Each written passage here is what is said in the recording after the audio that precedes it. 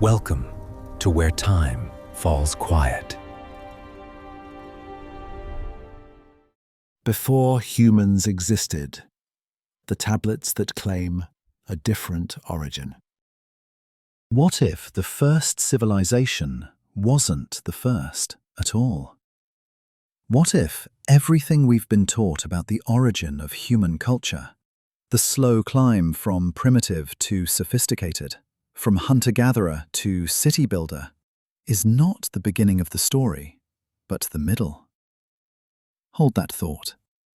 Let it settle in the space between what you know and what you're about to discover. In the southern deserts of Iraq, beneath layers of sand and forgetting, lie fragments of clay that refuse to cooperate with our timeline.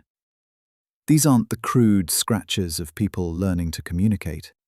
These are the archives of Sumer, and they appeared in history with the sophistication of a culture that had already mastered the art of civilization. No trial and error, no learning curve, just sudden, complete, and bewildering competence. The tablets are small, most no larger than your palm, inscribed with wedge-shaped marks pressed into wet clay before it hardened. But their contents are anything but simple. Imagine holding one of these tablets now.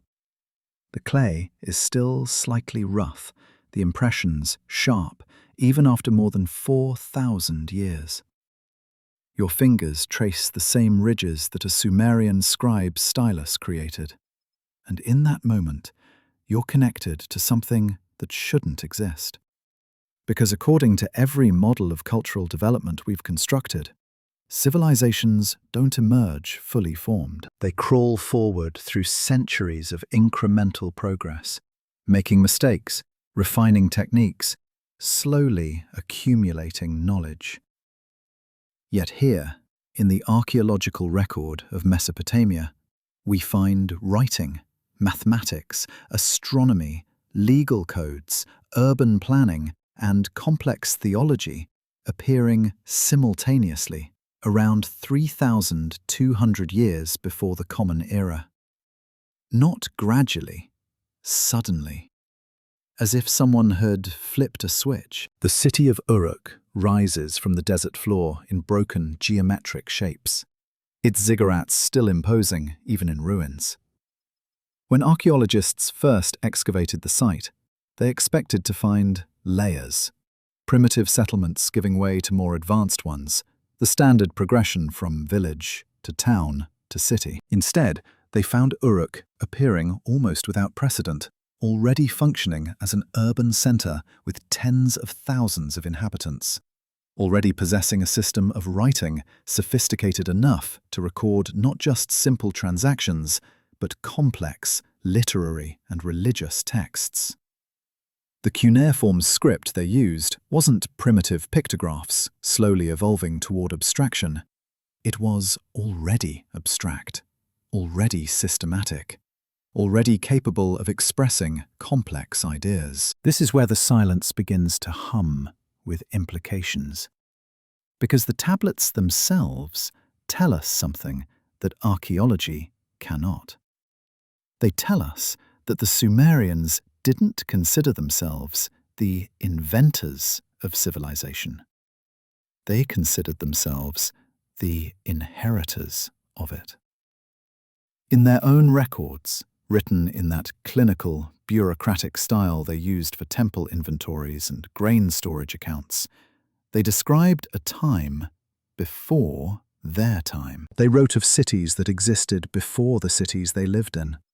They recorded the names of kings who ruled before the flood, not the flood as metaphor, not the flood as myth, but the flood as a historical marker, a boundary between what came before and what came after. The Sumerian King List is perhaps the most unsettling of these documents. It's not a religious text, it's not poetry. It's a governmental record, listing rulers in chronological order with the lengths of their reigns. And it divides history into two clear periods: the kings who ruled before the flood and the kings who ruled after. The pre-flood section is impossible by our standards. Rulers who reigned for thousands, even tens of thousands of years. But the post-flood section? Those numbers become suddenly plausible, matching what we know of later historical dynasties. The text itself draws a line and says, here, something changed. Here, the world reset. What makes this document so powerful is not the impossibility of the numbers, but the fact that it exists at all. Why would a Bronze Age bureaucracy fabricate such a list? What purpose would it serve? The Sumerians weren't writing fantasy. They were maintaining governmental continuity, establishing legitimacy, recording what they believed to be true. And they believed, no, they stated as administrative fact that their civilization was a restoration, not a foundation. That they were rebuilding something that had existed before, had been destroyed, and was now rising again from the mud of the floodplains. Consider the mathematics.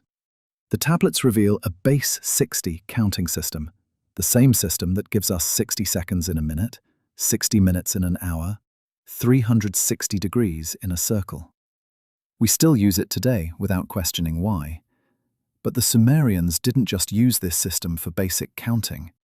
They used it for advanced astronomical calculations, for tracking planetary movements, for computing areas and volumes, with techniques that wouldn't be discovered by Greek mathematicians for another 1,000 years. Tablet Plimpton 322, a small clay rectangle housed in a university collection, contains a table of Pythagorean triples, mathematical relationships that would later be named after a Greek philosopher who lived 1,500 years after the tablet was made. The precision is perfect. The understanding is complete. There's no evidence of development, no earlier tablets showing simpler attempts. Just mastery, appearing in the record as if it had always been there. The same pattern repeats in their astronomy. The Sumerians tracked the precession of the equinoxes, the slow wobble of Earth's axis that takes 25,720 years to complete one cycle. This isn't something you notice in a single lifetime, or even in a single dynasty. It requires multi-generational observation, sophisticated record-keeping, and an understanding of celestial mechanics that we associate with modern astronomy. Yet there it is, encoded in their tablets, woven into their mythology, embedded in the numbers they considered sacred.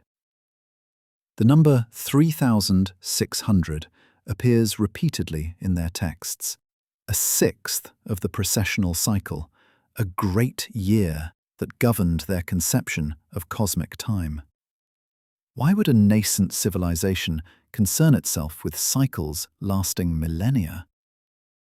Unless they were recording something they had inherited, something they needed to preserve. Then there's the language itself. Sumerian is what linguists call an isolate, a language with no known relatives, no clear origin, no linguistic family tree. It simply appears in the written record, fully formed and functional. Most ancient languages can be traced backward, showing connections to earlier or related tongues. Not Sumerian. It stands alone, as if it arrived from somewhere else, or survived from something earlier. And within that language is a vocabulary for things that shouldn't need naming in the Bronze Age. Technical terms for cosmic catastrophes, words describing celestial mechanics, terminology for concepts that suggest a level of abstract thinking we don't associate with early civilization. The clay doesn't lie. It records, it preserves, it waits. These tablets have survived 4,000 years, not because they were precious, but because they were mundane.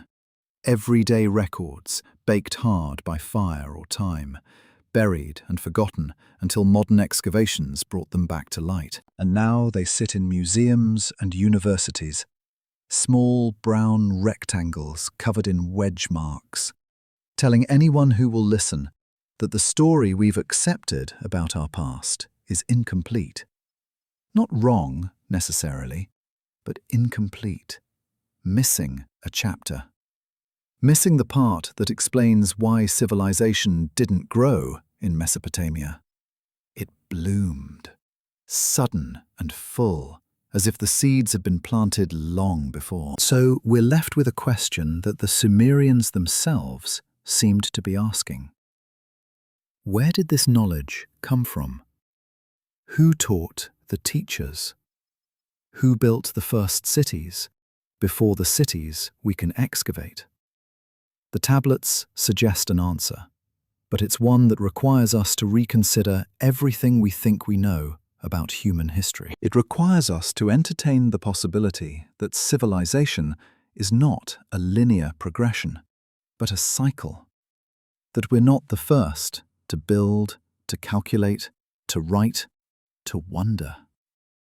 That somewhere in the deep past, before the flood, before the forgetting, there was something else, something that left its fingerprints pressed into clay, waiting for someone to notice. The archive is incomplete.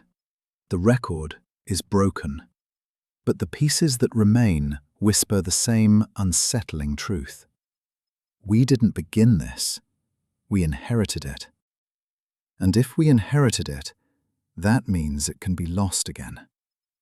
The clay that remembers is also the clay that warns, not about gods or myths, but about the fragility of knowledge itself, about how completely a civilization can vanish, leaving only fragments for the next one to find and wonder about how the archive you're building today might one day be the mystery someone else tries to solve, holding a piece of your world in their hands and asking the same questions. Who were they? What did they know? And why did it end? There is a document that sits quietly in museums and academic archives, copied and recopied across millennia, that makes a claim so extraordinary it has been dismissed as mythology for centuries. Yet it was never written as myth.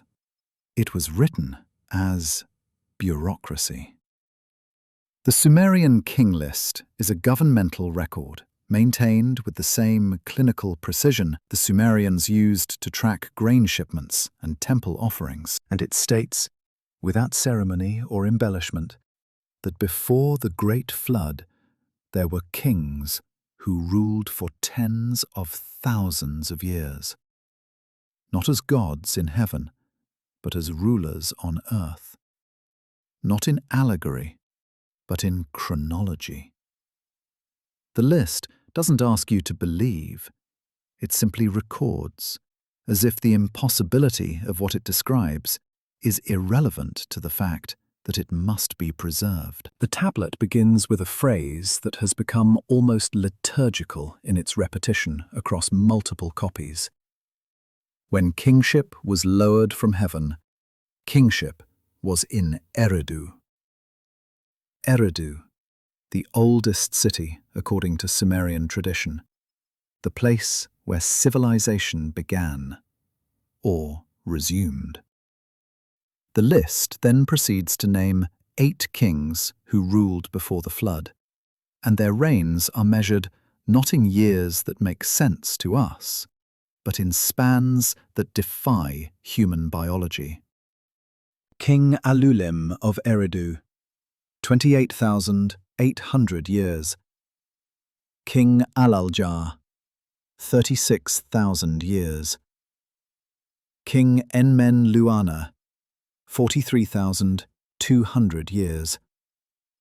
These numbers march down the tablet with the confidence of accounting, as if the scribe who pressed them into clay had access to records that stretched back through time in an unbroken chain. Then the text states simply, "The flood swept over."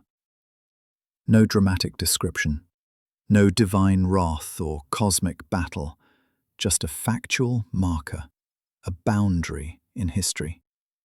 And after that boundary, everything changes.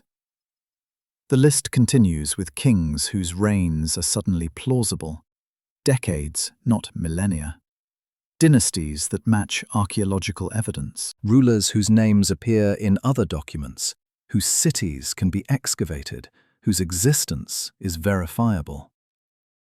The post-flood section of the King List reads like history as we understand it. But the pre-flood section reads like something else entirely, something we don't yet have a framework to comprehend. What unsettles scholars is not that the numbers are impossible, but that they're consistent.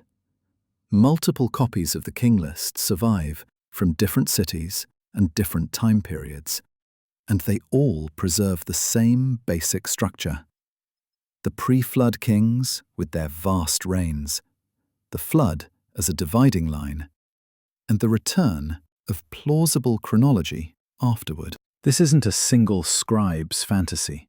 It's a maintained tradition, copied and verified across generations, treated as authoritative enough to base political legitimacy upon.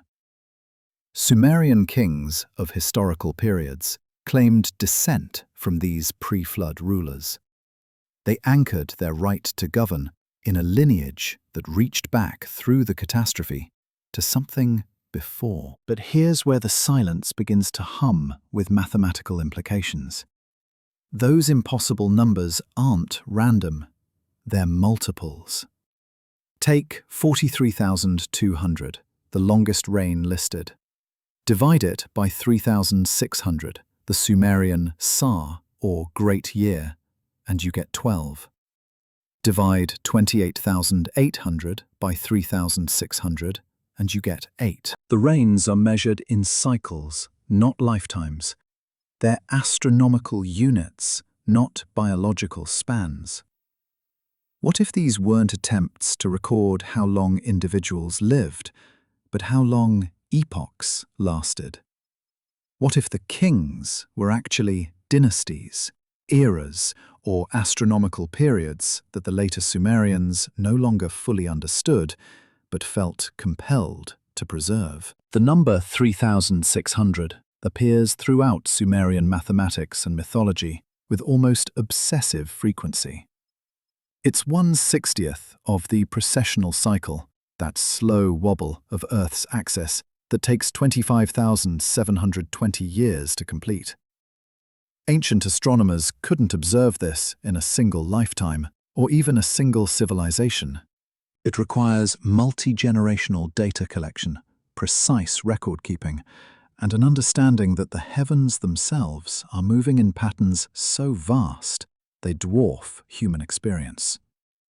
Yet the Sumerians encoded this knowledge in their sacred numbers, in their measurements of time, in the very structure of their king list. The pre-flood reigns aren't impossibly long lives. They're impossibly sophisticated astronomy, disguised as chronology. Consider what this means. If the King List is encoding astronomical cycles, then it's not a list of rulers at all. It's a calendar, a way of marking vast spans of time using the only permanent record available, the movements of celestial bodies. The flood wouldn't just be a water catastrophe, it would be a reset point, a moment when the old calendar system ended and a new one began. Perhaps triggered by cosmic events, asteroid impact, solar flare, magnetic pole shift, that ancient observers witnessed and recorded in the only way they could, as the end of one age and the beginning of another. But there's another interpretation, more literal, and somehow more unsettling. What if the list is exactly what it claims to be? What if there were rulers, not human in the way we understand humanity, who governed for periods we can't comprehend because they operated on a different timescale? The tablets describe these pre-flood kings as anointed by the gods, as having received kingship from heaven. Later Mesopotamian texts elaborate on this, describing beings called anunnaki, who descended from the sky, who taught humans the arts of civilization, who ruled before they withdrew or were swept away. These aren't creation myths told around campfires. These are administrative records, preserved in royal archives, copied by trained scribes, maintained as official history. The Sumerian verb used for the flood, to sweep over, is the same term used in accounting tablets to describe the completion of a transaction, the settling of accounts. It's bureaucratic language, clinical and final. The flood wasn't metaphorical in the Sumerian mind. It was an event as real as a warehouse fire or a border invasion, something that disrupted government, destroyed records, and forced a restart of civilization. Archaeological evidence supports this. There are flood layers in Mesopotamian sites, meters-thick deposits of water-laid sediment between layers of habitation. These aren't annual river floods. These are catastrophic events that would have seemed like the end of the world to those who experienced. Leonard Woolley, excavating at in the 1920s, found such a layer, nearly 3 meters of clean clay with no artifacts, no pottery shards, nothing to indicate human presence. Below it, the remains of a sophisticated culture.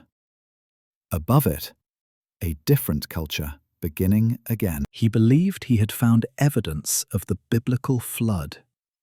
But what he actually found was more significant. Proof that catastrophic flooding had indeed occurred in Mesopotamia's deep past, and that civilization had been forced to rebuild afterward. The Sumerian King List, written centuries later, was preserving the memory of that rebuilding. It was saying, we know there was something before. We know it was destroyed. We know we are not the first. This is the power of the King List.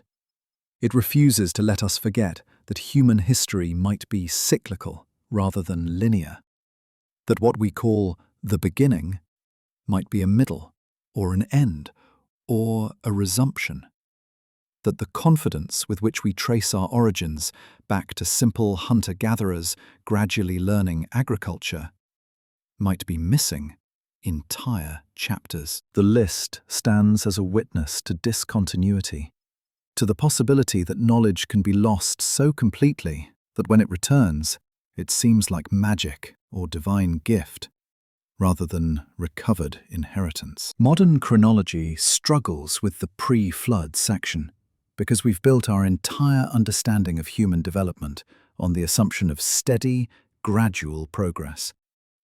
But the King List suggests punctuated equilibrium, long periods of stability, interrupted by catastrophic resets, followed by rapid rebuilding using preserved knowledge. It suggests that the Sumerians themselves understood their own civilization as a reconstruction project, not an innovation.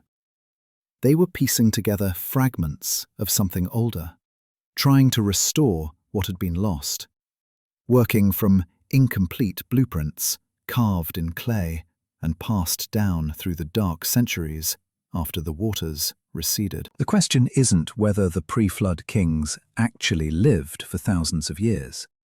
The question is why multiple generations of scribes felt compelled to preserve these numbers, to copy them faithfully, to maintain them as part of the official record. What were they trying to tell us? What did they think was so important that it had to survive, even if the meaning was no longer fully understood? The King List is an act of faith. Faith that someday someone would look at these numbers and understand what they encoded. Faith that the warning embedded in the chronology would be heard. Civilizations rise and fall. Knowledge can be lost. The flood comes. And when it does, what survives is what you've carved into clay, what you've built into stone, what you've encoded in numbers so fundamental they'll be rediscovered even after forgetting. The clay tablet sits in a museum case, small and unassuming, its wedge-shaped marks barely visible under protective glass. But it carries a message that echoes across 4,000 years. There were kings before. There was knowledge before. There was a world before. The flood swept over, and we are what came after. Building again on foundations we didn't lay, using mathematics we didn't invent, following patterns we don't fully remember but somehow can't escape. The King List doesn't give us certainty. It gives us something more valuable and more disturbing. It gives us doubt about everything we thought was settled. There is a clay tablet, no larger than a postcard, that sits in a university collection, catalogued as Plimpton 322. It was purchased in the early 1900s by a collector who likely had no idea what he was acquiring. To the untrained eye, it's unremarkable. A fragment of baked clay covered in columns of cuneiform numbers, damaged on one edge, showing signs of ancient repairs. But to mathematicians who have studied it, this small rectangle of clay represents something that shouldn't exist in the Bronze Age. A sophisticated understanding of trigonometry that wouldn't be formally developed by Greek mathematicians for another 1,500 years. The tablet isn't teaching mathematics. It's using mathematics, applying it with such fluency that the underlying theory is assumed rather than explained. Like finding a calculus textbook in a medieval monastery. The numbers on Plimpton 322 are arranged in 15 rows and 4 columns, though one column is partially broken away. What remains is precise, a table of Pythagorean triples, sets of whole numbers that satisfy the relationship where the square of one number plus the square of another equals the square of a third. These aren't simple examples like 3, 4, 5. These are complex triples involving numbers in the thousands, calculated with perfect accuracy. But more remarkable than the triples themselves is how they're organized. The tablet arranges them in decreasing order of a specific trigonometric ratio, essentially creating a table of secant squared values. This requires not just knowledge of the Pythagorean theorem, but understanding of angular relationships, trigonometric functions, and systematic mathematical methodology. The precision is absolute. There are no errors, no corrections, no signs of trial and calculation. The scribe who created this tablet understood the mathematical principles so completely that execution was routine. And this wasn't a one-off achievement. Other Sumerian mathematical tablets reveal similarly advanced understanding. Geometric calculations for field areas that account for irregular shapes. Algebraic methods for solving quadratic equations. Astronomical computations tracking planetary positions decades into the future. This is mastery-level mathematics appearing in the archaeological record with no preparatory stages, no simpler tablets showing the development of these techniques. Just competence, sudden and complete, as if the knowledge had been there all along. The foundation of Sumerian mathematics is their base 60 counting system, sexagesimal notation, the same system that gives us 60 seconds in a minute, 60 minutes in an hour, 360 degrees in a circle. We inherited these divisions from the Sumerians, through Babylon, through Greece, through the Islamic Golden Age, into the modern world. We use them without questioning why. But consider the sophistication required to develop or choose a base 60 system. Unlike base 10, which likely emerged from counting on fingers, base 60 is mathematically elegant. It's divisible by 2, 3, 4, 5, 6, 10, 12, 15, 20, and 30. This makes fraction calculations remarkably simple, which is crucial for astronomy, architecture, and commerce. A base 60 system isn't intuitive. It's optimal. Why would a nascent civilization develop such a mathematically sophisticated counting system? The standard explanation is that it evolved from earlier Sumerian accounting practices. But this simply pushes the question back one step. Why did those earlier practices use 60? There's no evidence of a gradual transition from simpler bases. 60 appears in the earliest tablets we have, already established, already fundamental to how the Sumerians conceived of quantity and measurement. It suggests inheritance rather than invention, that the Sumerians were using a system handed down to them, perhaps not fully understanding why it worked so well, but recognizing its utility and maintaining it faithfully. The astronomical applications of Sumerian mathematics reveal understanding that shouldn't exist without telescopes and centuries of observation. Tablet CB S10673 contains calculations for the movements of Jupiter, tracking its synodic period, the time it takes to return to the same position relative to Earth, with accuracy that requires long-term data collection and sophisticated computational methods. The tablet uses geometric techniques to predict planetary positions, essentially applying early calculus concepts to astronomical problems. This isn't astrology in the sense of mystical prediction. This is mathematical astronomy, using numerical methods to model celestial mechanics. Another class of tablets deals with what we call the Metonic cycle, the recognition that 19 solar years equal almost exactly 235 lunar months. This cycle allows for the creation of accurate calendar systems that keep lunar months synchronized with solar years. The Sumerians encoded this in their timekeeping, using it to predict eclipses and coordinate religious festivals. But discovering the Metonic cycle requires precise observation over decades, if not centuries. It requires written records maintained across generations, institutional memory preserved through political upheavals and dynastic changes. It requires a civilization that values and maintains astronomical knowledge for its own sake, not just for immediate practical application. The mathematical tablets reveal another unsettling pattern. They contain problems that have no obvious practical purpose. Theoretical exercises exploring mathematical relationships for the sake of understanding those relationships. One tablet presents a problem about a reed leaning against a wall, asking how far the top moves when the bottom is pulled a certain distance, essentially deriving the relationship between the sides of a right triangle. This isn't engineering. This is pure mathematics, mathematical play, the exploration of numerical relationships as an intellectual exercise.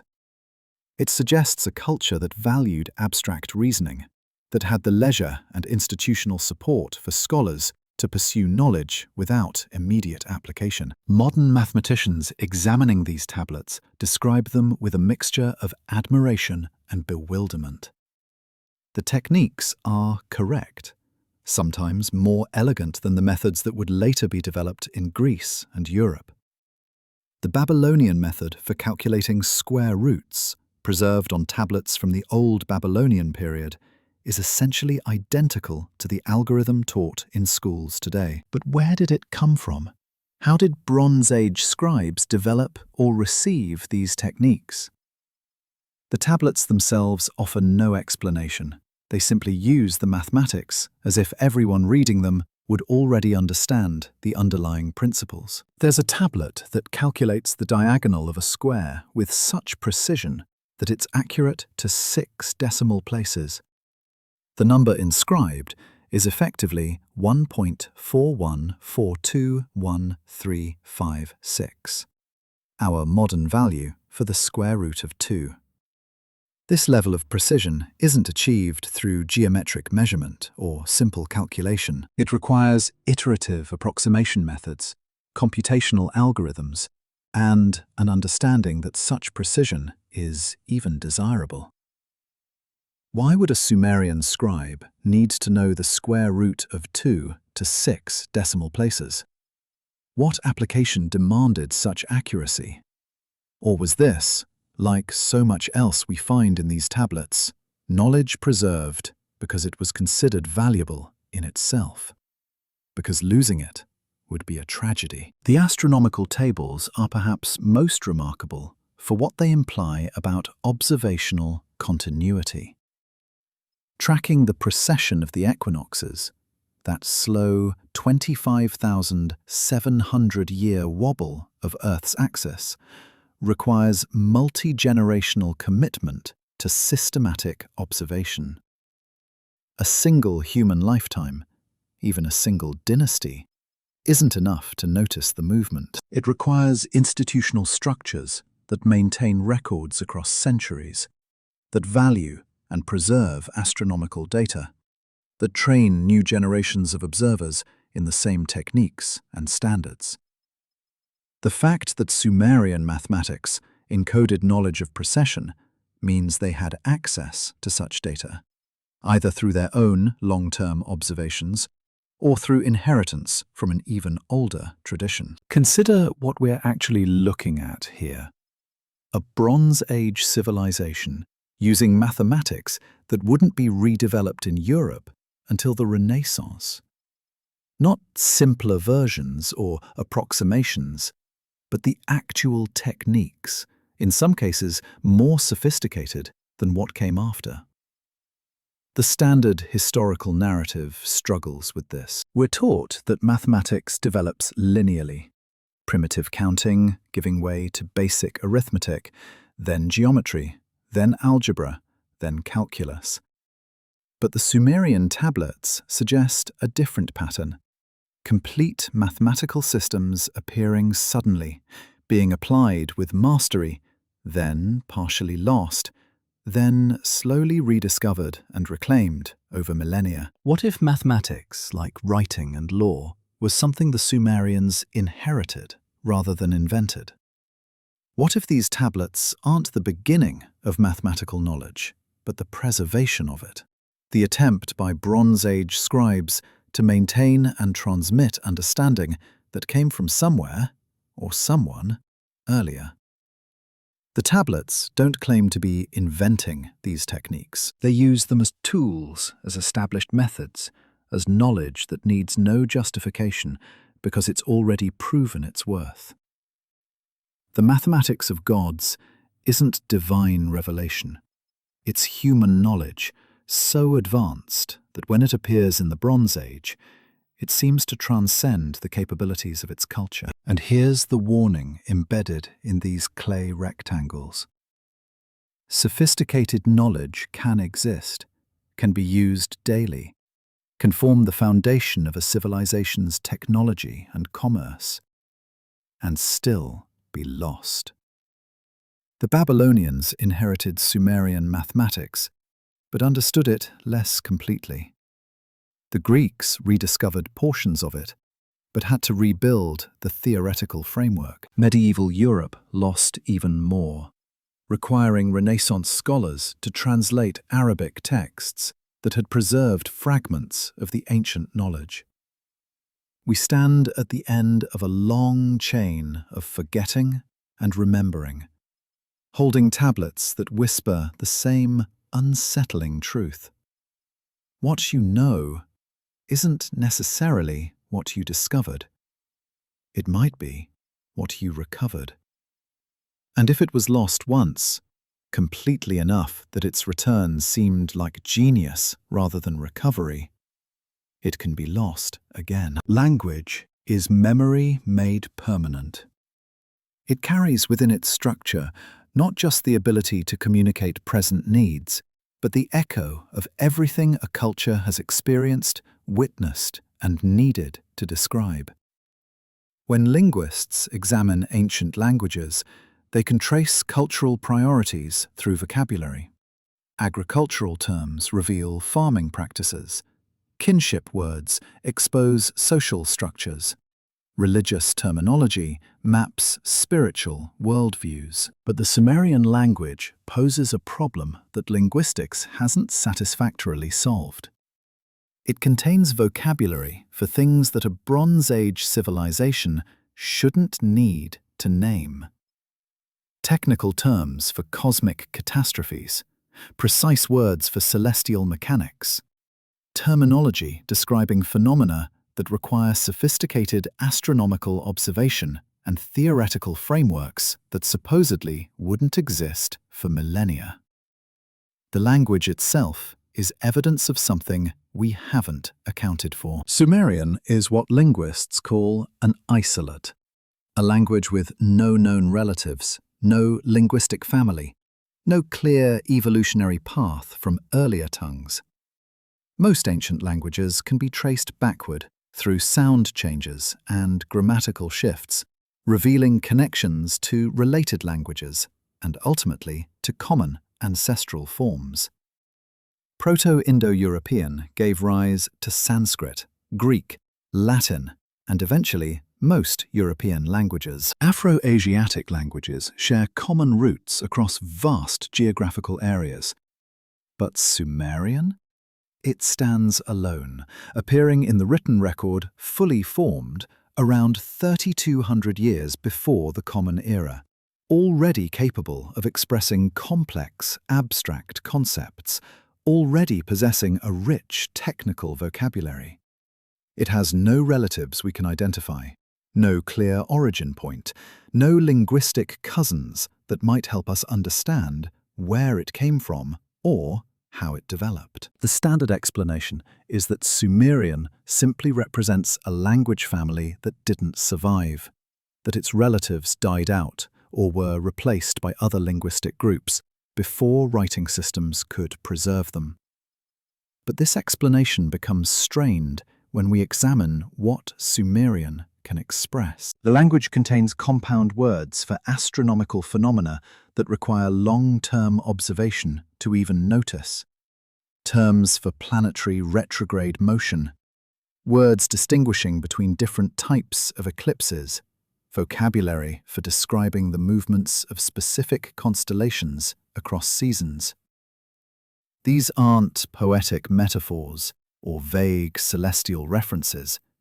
They're technical terminology, as precise as botanical classification or medical diagnosis. Consider the Sumerian word udkabar, literally light mouth to spread, used to describe what we would call cosmic radiation or celestial fire.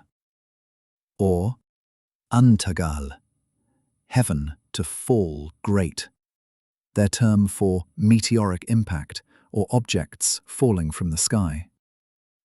These aren't borrowed from other languages or adapted from simpler concepts. They're original Sumerian constructions, built from root words to describe specific phenomena. The very existence of these terms suggests that Sumerian speakers needed to discuss cosmic events with enough frequency and precision that dedicated vocabulary was necessary.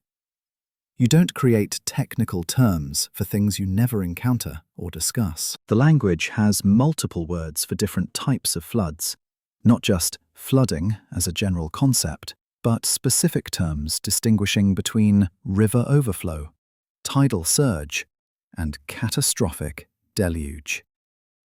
The word amaru describes specifically the kind of flood that destroys everything, that resets the world, that serves as a boundary between ages. This isn't the vocabulary of a people occasionally dealing with spring flooding. This is the terminology of a culture that experienced, remembered, and needed to precisely categorize different scales of water catastrophe. The linguistic precision suggests these weren't abstract fears, but catalogued experiences, different enough from each other that they required distinct names. Then there's the vocabulary for what we would call genetic or biological manipulation. Sumerian texts contain words describing the mixing of essences, the creation of beings through combining fundamental elements, processes that sound remarkably like descriptions of biological engineering. The term Ti, Amat, refers to life mother, but specifically in contexts suggesting the creation or modification of living forms.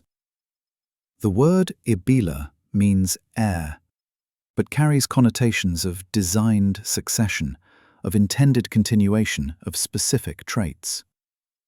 These words appear in contexts that suggest the Sumerians had conceptual frameworks for understanding heredity and biological design that shouldn't exist in the Bronze Age. The astronomical vocabulary is perhaps most telling.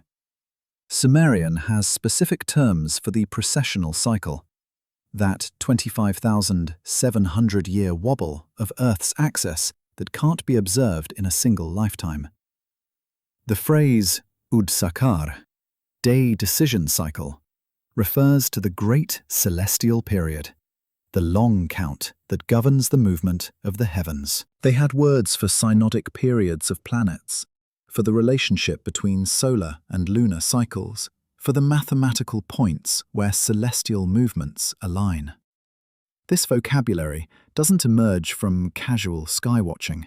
It emerges from systematic, multi-generational observation and the need to communicate precise astronomical concepts. What makes Sumerian even more puzzling is its grammatical structure. It's an agglutinative language, meaning it builds complex ideas by stringing together smaller morphemes, each carrying specific meaning. This allows for extreme precision in expressing relationships and modifications, making it ideal for technical and mathematical description. But agglutinative structures typically evolve in languages that need to express complex relationships efficiently. Trade languages, administrative languages, languages of cultures dealing with sophisticated organizational challenges. Sumerian arrives in the written record already possessing this sophisticated structure, already optimized for the kind of complex expression that should take centuries of linguistic evolution to develop. The language also contains what linguists call fossil vocabulary, words whose root meanings are unclear even within Sumerian itself, suggesting they were borrowed or inherited from something earlier. The word dingir, usually translated as God or divine being, has a root meaning closer to righteous ones of the bright objects, or those who observe from the sky. The term doesn't actually mean supernatural being in the religious sense we understand it.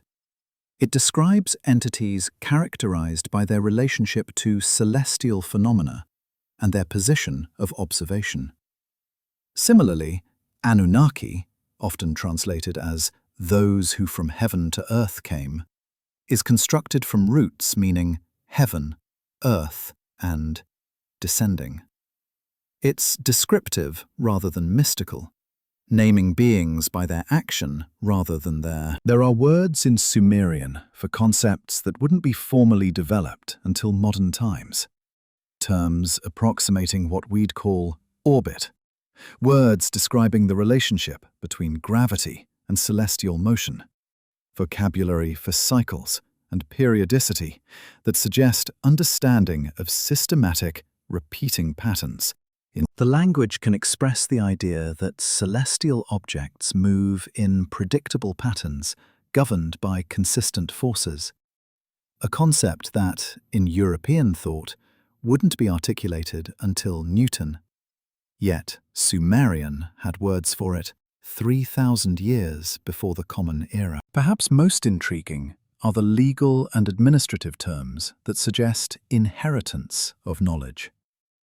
The phrase Nam Lu Ulla, destiny of humanity, appears in contexts suggesting not divine fate, but biological or social programming, as if human behavior and capacity were understood as following predetermined patterns that could be known and described. The term me, pronounced may, refers to what's usually translated as divine decrees or fundamental laws, but the contexts in which it appears suggest something more like fundamental information or cosmic operating principles.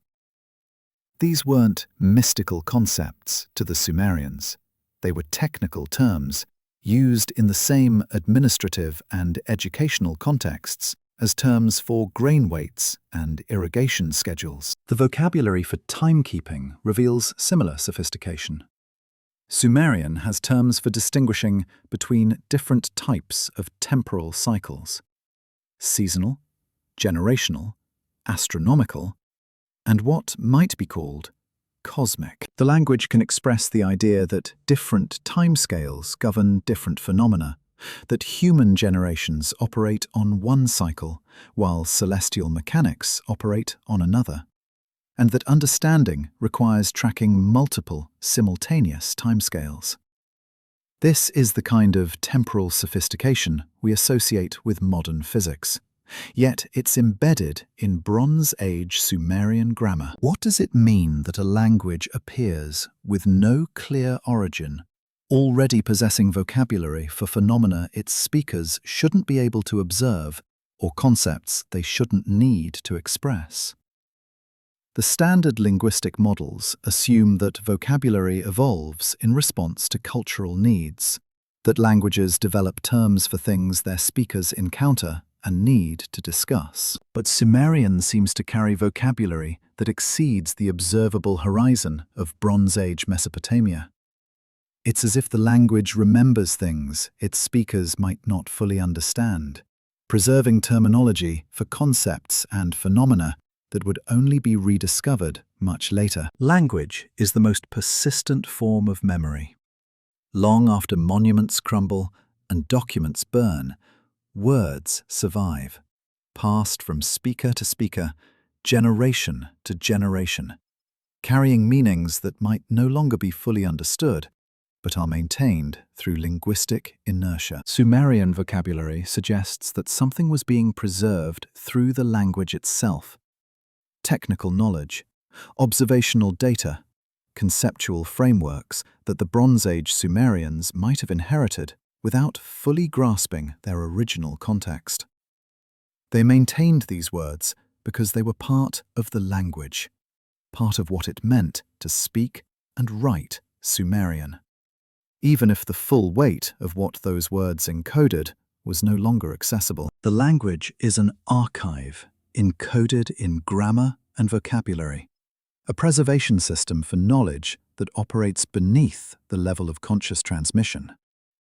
You don't need to understand why a word means what it means to use it correctly, to pass it on to the next generation, to ensure it survives. And perhaps that's exactly what Sumerian represents. Not the invention of language by a nascent civilization, but the survival of vocabulary from something earlier.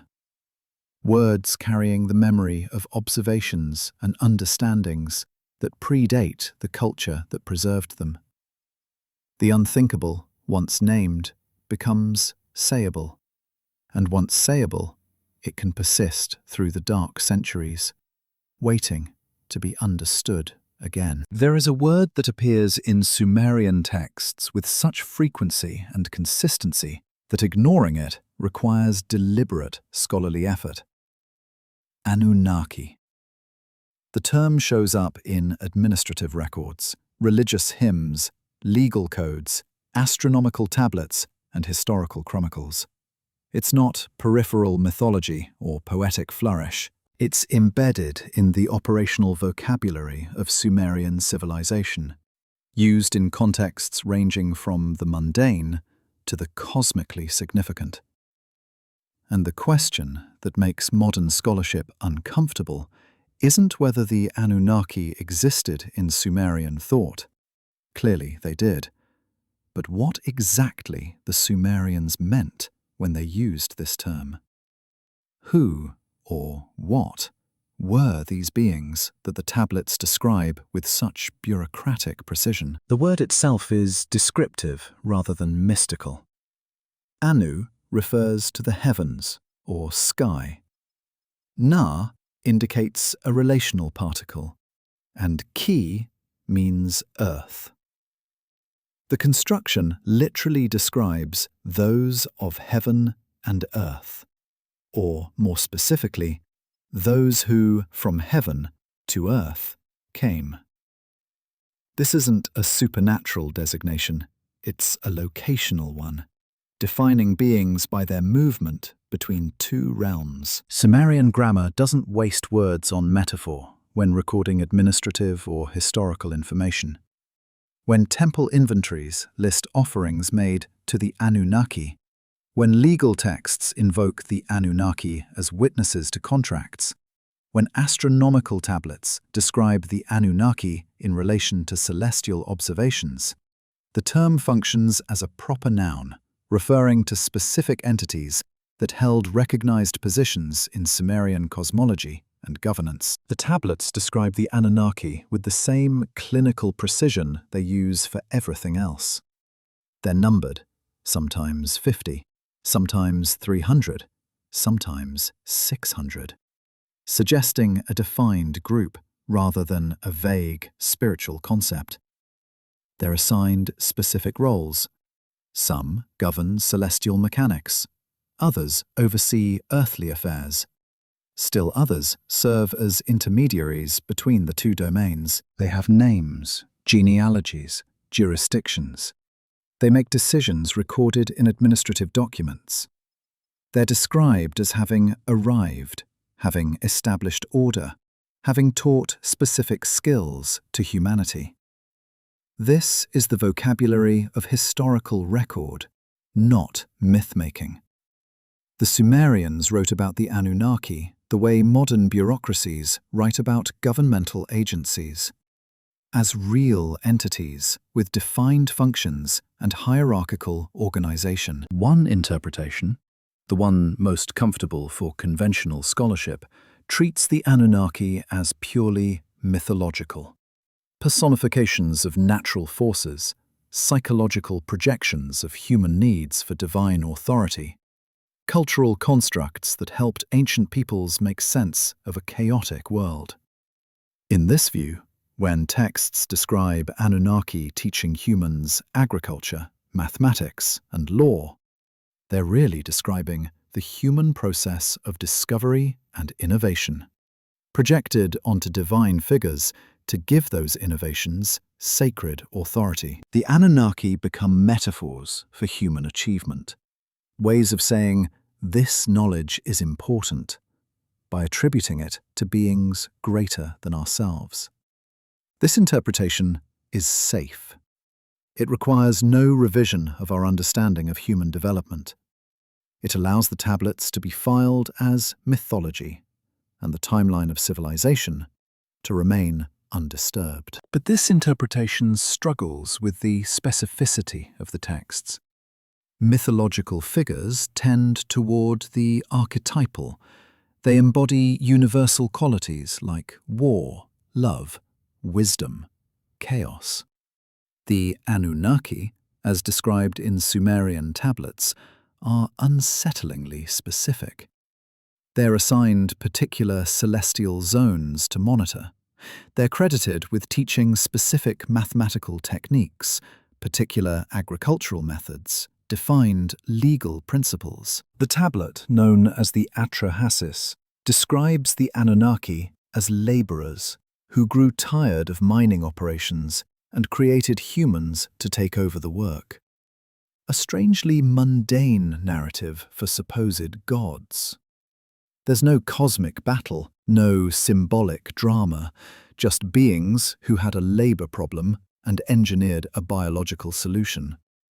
The text reads less like creation myth and more like a technical report on workforce development. A second interpretation takes the tablets more literally as cultural memory, that the Anunnaki represent a technologically advanced human civilization that predated the Sumerians, whose achievements seemed so far beyond Bronze Age capabilities that they were remembered as divine beings.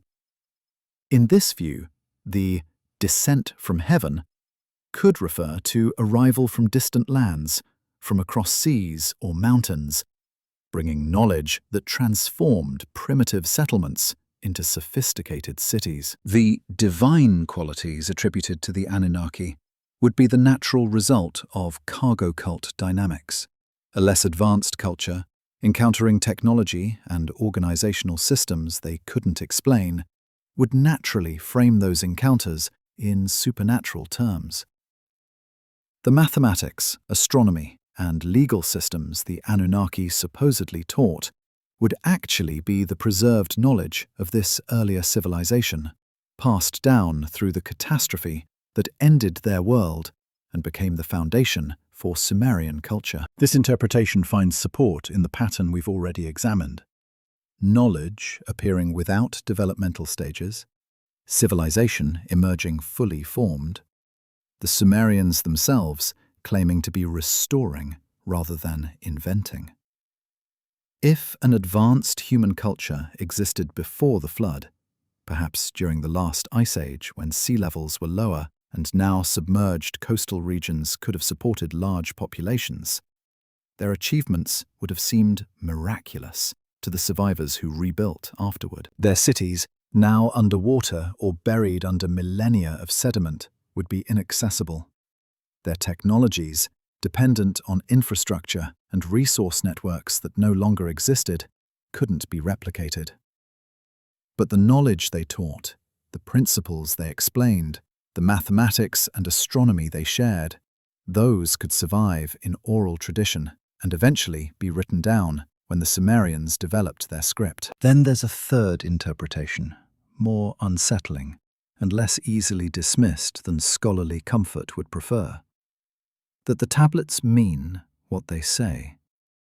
That the Anunnaki were exactly what the Sumerians described, beings not indigenous to Earth, possessing capabilities beyond human norm, who arrived, established order, transmitted knowledge, and eventually departed or withdrew.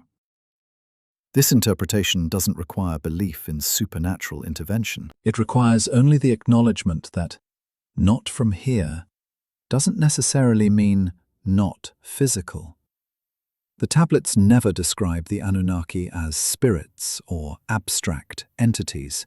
They describe them as corporeal beings who eat, travel, reproduce, make decisions, and can be pleased or angered. They're described as having arrived in vessels, as having established bases of operation, as having created or modified humans for specific purposes. The astronomical knowledge encoded in Sumerian tablets, understanding of orbital mechanics, planetary periods, precessional cycles, would make more sense as the natural knowledge base of a culture not bound to Earth's surface. Beings capable of traveling between celestial bodies would necessarily possess sophisticated understanding of astronomy, gravitational mechanics, and three-dimensional space navigation. The base 60 mathematical system, so oddly optimal yet appearing without developmental origin, could be the inherited counting system of a culture that thought in different terms than humans confined to one planetary surface. The genetic and biological vocabulary in Sumerian texts, describing the mixing and modification of living forms, reads differently if we consider that such capabilities might not be metaphorical. What makes this interpretation uncomfortable isn't that it's impossible, the universe is too large and too old for us to declare intelligent life unique to Earth with any certainty, but that it requires revising fundamental assumptions about human history and our place in cosmic time. It suggests that we might not be the first technological civilization in this solar system, or even on this planet. It implies that human development might have been influenced, guided, or directly modified by external intervention. It means the tablets aren't primitive attempts to explain natural phenomena, but sophisticated attempts to preserve actual history in the only terms available to Bronze Age scribes. The evidence doesn't conclusively prove any of these interpretations, but it does something more important. It makes the question unavoidable. The tablets exist, the vocabulary exists, the astronomical knowledge exists, the mathematical sophistication exists, the sudden appearance of full civilization exists. The genetic terminology exists. The descriptions of the Anunnaki exist, written in the same administrative style used for grain shipments and legal contracts. We can choose which interpretation feels most comfortable, but we can't choose to ignore the data that demands interpretation. Perhaps the most honest approach is to hold all three interpretations simultaneously, recognizing that they're not mutually exclusive. The Anunnaki could be metaphorical projections of human achievement, cultural memories of an earlier civilization, and literal descriptions of external intervention. All at once, layered across millennia of retelling and reinterpretation. The truth preserved in the tablets might be more complex than any single framework can capture, requiring us to think in terms of probabilities and possibilities rather than certainties. What we can say with certainty is this: the Sumerians themselves believed they were recording history, not inventing stories. They maintained these records with the same care they used for astronomical observations and mathematical tables. They passed them down through generations, copied them faithfully, and treated them as authoritative sources for understanding their own origins and obligations. Whether the Anunnaki were gods, ancestors, or visitors, the Sumerians considered them real enough to organize their civilization around the knowledge those beings provided. And that knowledge, mathematics, astronomy, law, agriculture, writing, remains real, regardless of its source. The Anunnaki question can't be answered definitively with the evidence we currently possess, but it can't be dismissed either. The tablets stand as witnesses to something that conventional history hasn't adequately explained. How did Bronze Age Mesopotamia possess knowledge that seems to transcend its technological capabilities? Where did the Sumerians inherit what they clearly considered inherited rather than invented? The answer might be mythological projection, cultural memory, external intervention, or something we haven't yet imagined. But the question itself, preserved in clay and pressed into permanence by ancient scribes, refuses to remain silent. The ground remembers what witnesses forget. Beneath the surface of every archaeological site lies a record written in layers: sediment and ash, construction and destruction, the accumulated evidence of human presence interrupted by catastrophe and resumed after silence. When Sir Charles Leonard Woolley descended into the excavation trenches at Ur in the 1920s, he expected to find the usual progression: newer settlements built atop older ones, a continuous vertical timeline of human occupation. Instead, he found something that shouldn't exist according to the standard model of gradual cultural development. He found a boundary, a line drawn in clay and silt that separated two worlds. The excavation went down through layers of Sumerian civilization: pottery, tools, tablets, the archaeological signature of urban life. Then, abruptly, those signs stopped. Wooley's workers hit a layer of clean, water-laid sediment nearly 3 meters thick. No artifacts, no pottery shards, no charcoal from fires, no bone fragments, nothing to indicate human presence. Just uniform clay and silt, the kind deposited by water moving with enough force and volume to bury everything beneath it. This wasn't the result of seasonal flooding, the kind that Mesopotamian cities learned to manage through irrigation and flood control systems. This was the signature of catastrophic inundation, water arriving with such violence and staying long enough that when it finally receded, the land had been scoured clean. Below that flood layer, Wooley found more human habitation. Pottery styles different from those above, construction techniques that showed both sophistication and differences from what came after. 2 distinct cultural layers separated by meters of sterile flood deposit. The implications were immediate and unsettling. At some point in Mesopotamia's past, civilization had been interrupted. Not gradually transformed or peacefully transitioned, but violently ended by water. And when people returned, whether survivors or new settlers, they began again, building on top of the catastrophe, perhaps not even knowing what lay buried beneath their foundations. Wooley believed he had found evidence of the biblical flood, and his discovery generated international attention. But the flood layer at wasn't unique. Other excavations in Mesopotamia found similar deposits at Uruk, at Shuruppak, at Kish. The layers weren't always at the same depth, suggesting multiple catastrophic flooding events across different time periods. But the pattern repeated. Evidence of sophisticated habitation, thick deposits of water-laid sediment, then different habitation patterns above. The ground itself testified that the Sumerian King List's division of history into pre-flood and post-flood periods wasn't metaphorical.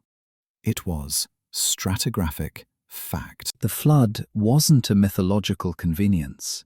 It was a geological event, recorded in the physical archive of the Earth itself. But understanding what kind of flood requires examining the evidence beyond Mesopotamia. Around the world, cultures separated by thousands of miles and with no known contact describe catastrophic flooding in their foundational narratives. The scale varies, the details differ, but the core pattern remains consistent. There was a world before.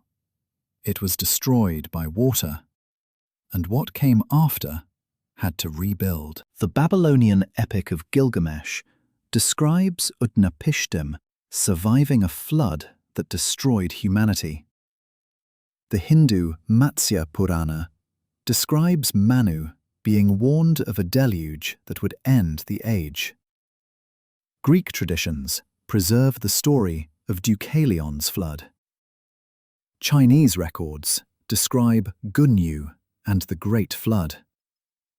Indigenous American traditions across both continents contain flood narratives. Modern geology provides context for these widespread memories.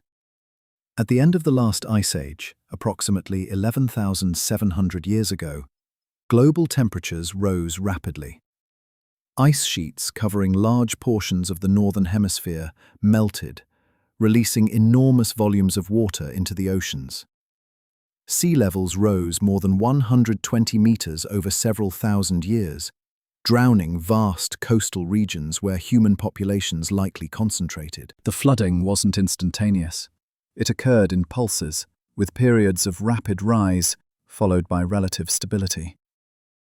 But to populations living on those coasts, watching the waters advance generation after generation, swallowing settlements and forcing constant retreat to higher ground, It would have seemed like the world was ending. Some geologists theorize about even more catastrophic events within that period.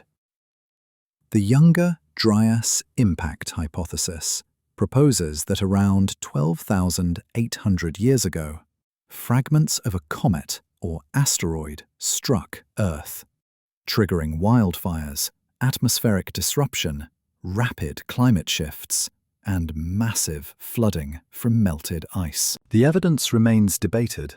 Impact markers in sediment cores, extinct megafauna, sudden climate reversals.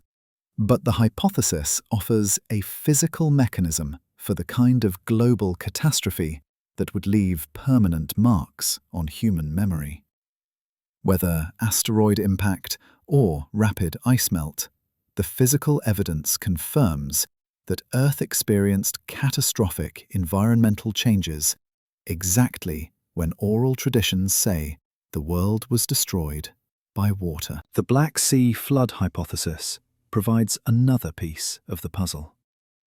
Around 7,600 years ago, according to geological evidence, the Mediterranean Sea breached a natural barrier and poured into what was then a lower elevation freshwater lake, transforming it into the Black Sea we know today. The flooding was rapid enough, possibly occurring over months rather than centuries, that settlements around the lake's original shoreline would have been overwhelmed, forcing mass migration of populations away from the expanding waters. These refugees would have carried memories of their drowned homeland, stories of rising water that destroyed everything, narratives that would eventually be incorporated into the mythologies of the cultures they joined or founded. But the Mesopotamian flood layers date to different periods, some around 5,000 years ago, some older. This suggests local catastrophic flooding events, in addition to the global sea level rise. The Tigris and Euphrates river system is prone to violent flooding when winter rains or spring snowmelt coincide with storm surges from the Persian Gulf. Modern dams and flood control systems mitigate this, but in antiquity, such floods could devastate entire regions. A particularly severe flood, occurring at a time when oral traditions already preserved memories of earlier catastrophic water events, would naturally be interpreted as a repetition of the ancient pattern. The cycle of destruction and renewal happening again. What makes the archaeological evidence so powerful is how it corroborates the textual claims without requiring supernatural explanation. The Sumerian King List says there were kings before the flood and different kings after. The stratigraphy shows habitation before the flood layer and different habitation patterns after. The tablets describe the flood as a reset, a moment when the world had to begin again. The archaeology shows exactly that. Cultural discontinuity, technological regression in some areas, loss of certain techniques that had to be slowly relearned. The physical evidence and the written testimony align, each validating the other through independent means. Consider what this means for our understanding of knowledge transmission. If catastrophic flooding repeatedly disrupted Mesopotamian civilization, not once but multiple times across millennia, then each rebuilding phase would have involved recovering whatever knowledge survived. Writing systems would have been crucial for this, allowing knowledge to outlast the people who created it. But if the floods destroyed archives, if clay tablets dissolved back into mud, if institutional knowledge holders drowned, then the recovery would be incomplete. Each cycle would preserve some knowledge but lose other portions, creating a pattern of partial inheritance that might explain why Sumerian civilization appears so sophisticated in some areas, while apparently lacking development stages in others. The stratified truth is literally layered. Meters of sediment separating one phase of civilization from another, each layer telling a story of catastrophe and resilience. But the implications go deeper than Mesopotamia. If flooding could reset civilization in the Tigris-Euphrates Valley, it could reset it anywhere. Coastal regions around the world experienced the same sea level rise. River valleys everywhere faced catastrophic flooding risks. The pattern the Sumerians described, knowledge interrupted, civilization rebuilding, the struggle to preserve and transmit what the previous age had learned, would have been global. The archive of human achievement, accumulated over millennia, could be partially or completely lost in a single catastrophic event. This is the warning embedded in the stratigraphy. Civilization is not permanent. The cities we build, the knowledge we accumulate, the technological achievements we take for granted, all of it rests on environmental stability and the preservation of institutional memory. Remove that stability through climate chaos, flooding, impact events, or social collapse, and the knowledge can evaporate within a single generation. The survivors might remember that they once knew more, might preserve fragments in oral tradition, might eventually write down what they can recall. But the completeness, the systematic understanding, the full context, that can be lost, leaving future generations to rediscover what their ancestors already knew. Woolley stood in the bottom of his excavation trench, 3 meters below the modern surface, looking at the line where the flood layer met the earlier habitation level. He understood that he was looking at a moment of ending, a boundary between what came before and what came after.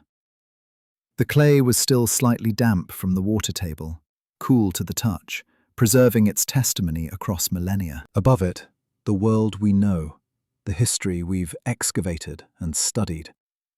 Below it, something else, something earlier, something that ended when the waters came.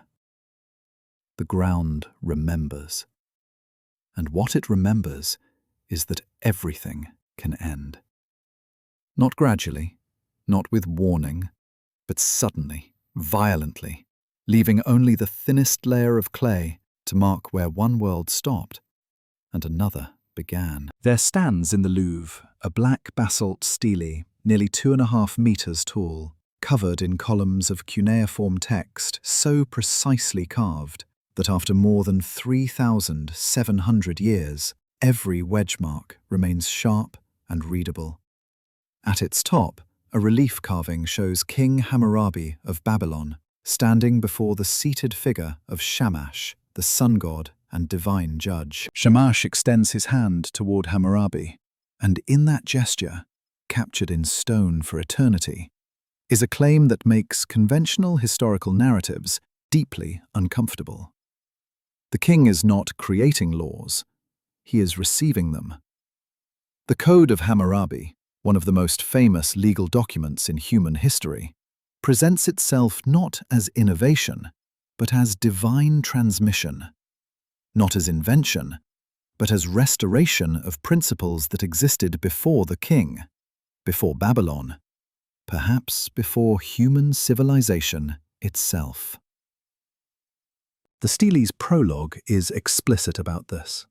Hammurabi describes himself as the shepherd called by Enlil, chosen to bring about the rule of righteousness in the land, to destroy the wicked and the evildoers, so that the strong should not harm the weak. But the key phrase comes next. He was called to further the well-being of mankind by proclaiming the law of the land, not creating new law, not inventing legal principles, proclaiming, announcing, making public, restoring, law that already existed in some form, law that required a righteous king to articulate and enforce. The entire framing of the document positions Hammurabi as a transmitter rather than an originator, a restorer of order that had been disrupted, rather than a founder of order from chaos. The 282 laws inscribed on the stele cover everything from property rights and commercial transactions to family relations and criminal penalties.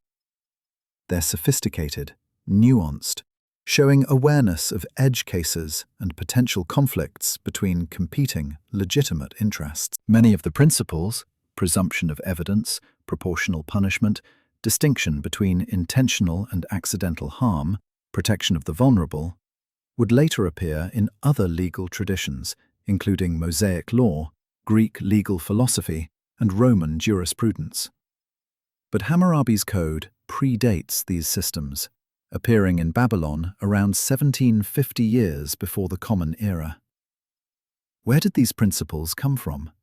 How did a Bronze Age kingdom develop legal concepts that would be considered foundational to justice systems for millennia? The standard explanation is that law evolves through trial and error, emerging from the practical need to resolve disputes and maintain social order. Early legal systems would be simple, gradually becoming more sophisticated as societies encountered more complex situations requiring regulation. But the Code of Hammurabi doesn't show this evolutionary pattern. It appears fully formed, already accounting for complicated scenarios involving multiple parties, conditional circumstances, and gradated penalties based on social status and intent. There's no earlier Babylonian legal code showing simpler versions of these principles being worked out. The code appears in the record as mature jurisprudence, already systematic and comprehensive. More unsettling is the prologue's claim that these laws were given, not developed. If we take the text at its word, and we've learned to take Sumerian and Babylonian administrative texts at their word regarding other claims, then Hammurabi believed he was articulating principles that had been transmitted to him from a source he identified as divine. The carved relief shows this transmission as a physical act, the god extending law to the king accepting the responsibility of implementation. Whether we interpret divine as supernatural beings, as cultural memory of earlier lawgivers, or as psychological projection of moral intuition, the framing remains the same. The laws preceded the lawgiver. This pattern appears across ancient legal traditions. Moses receives the law on Mount Sinai, presented as tablets written by divine hand.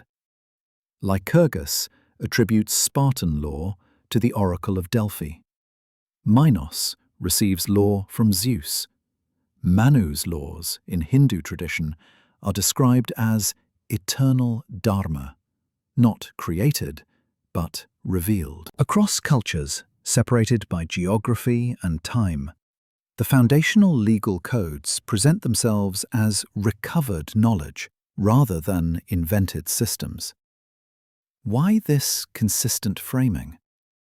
If ancient lawmakers were simply codifying existing customs or creating new regulations for practical governance, why did they universally attribute their work to divine or supernatural sources? One possibility is legitimacy. Claiming divine authority for laws makes them harder to challenge or change. They're not the king's opinion, but God's command. This cynical interpretation treats the divine attribution as political strategy, a way to enforce obedience through supernatural sanction. But this explanation struggles with the specificity of the legal principles themselves. Why do these divinely attributed codes consistently emphasize justice, proportionality, protection of the vulnerable, and fair procedure? If the goal were simply obedience, simpler and more authoritarian codes would suffice.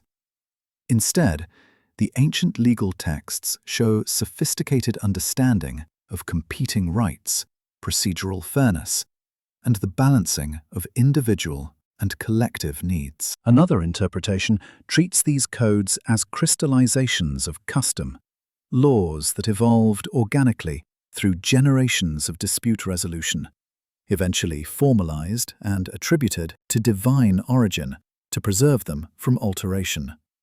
In this view, Hammurabi's code represents centuries of Mesopotamian legal practice, finally written down and systematized. The divine attribution reflects the recognition that these principles worked, that they represented accumulated wisdom tested through application, that they were too valuable to be treated as mere human invention. The laws became sacred not because they came from gods, but because treating them as divinely given protected them from the whims of individual rulers. But there's a third interpretation, suggested by everything we've examined so far, that these legal codes, like the mathematics and astronomy and language, represent inherited knowledge, that the principles they articulate, justice, proportionality, evidence-based judgment, protection of the weak, limitation of the strong, are indeed older than the civilizations that wrote them down. That somewhere in the deep past, someone or some culture developed these concepts, and they survived the catastrophes that destroyed their originators, preserved in oral tradition until writing systems emerged to capture them permanently. Consider what legal sophistication requires. Long-term social stability, enough wealth to support specialized judges, institutional memory to track precedents, abstract thinking to derive general principles from specific cases. These aren't characteristics of societies barely surviving at subsistence level. They're features of advanced civilizations with enough security and prosperity to invest in justice as an abstract good, rather than simply relying on might and custom. If such a civilization existed before the flood, before the catastrophic disruptions that archaeological and geological evidence confirm, its legal principles could have outlived its institution. The survivors of that earlier world would carry memories of how justice operated, what principles governed their society, how disputes were resolved fairly. As they rebuilt, these memories would inform the new legal systems they created. But without the original context, without the social structures and institutional frameworks that made those laws functional, the survivors might attribute them to divine origin, simply because they couldn't fully explain where they came from or how their ancestors developed them. The laws would seem too wise, too sophisticated to be merely human invention, because the human civilization that invented them was no longer visible. This would explain the otherwise puzzling similarity of fundamental legal principles across unconnected ancient cultures. Proportional justice, presumption of innocence, right to defense, protection of property, regulation of commerce, family law. These concepts appear in Mesopotamian, Egyptian, Hebrew, Greek, Indian, and Chinese legal traditions with remarkable consistency. Either these principles are somehow inherent to human, naturally emerging whenever societies reach sufficient complexity, or they represent fragments of a shared inheritance, legal concepts developed once by an earlier civilization and preserved through multiple daughter cultures that rebuilt after catastrophe. The Code of Hammurabi includes an epilogue that's rarely discussed in popular presentations of the stele. After listing the laws, Hammurabi writes that he has inscribed my precious words upon my stele and set it up in order to strengthen the land.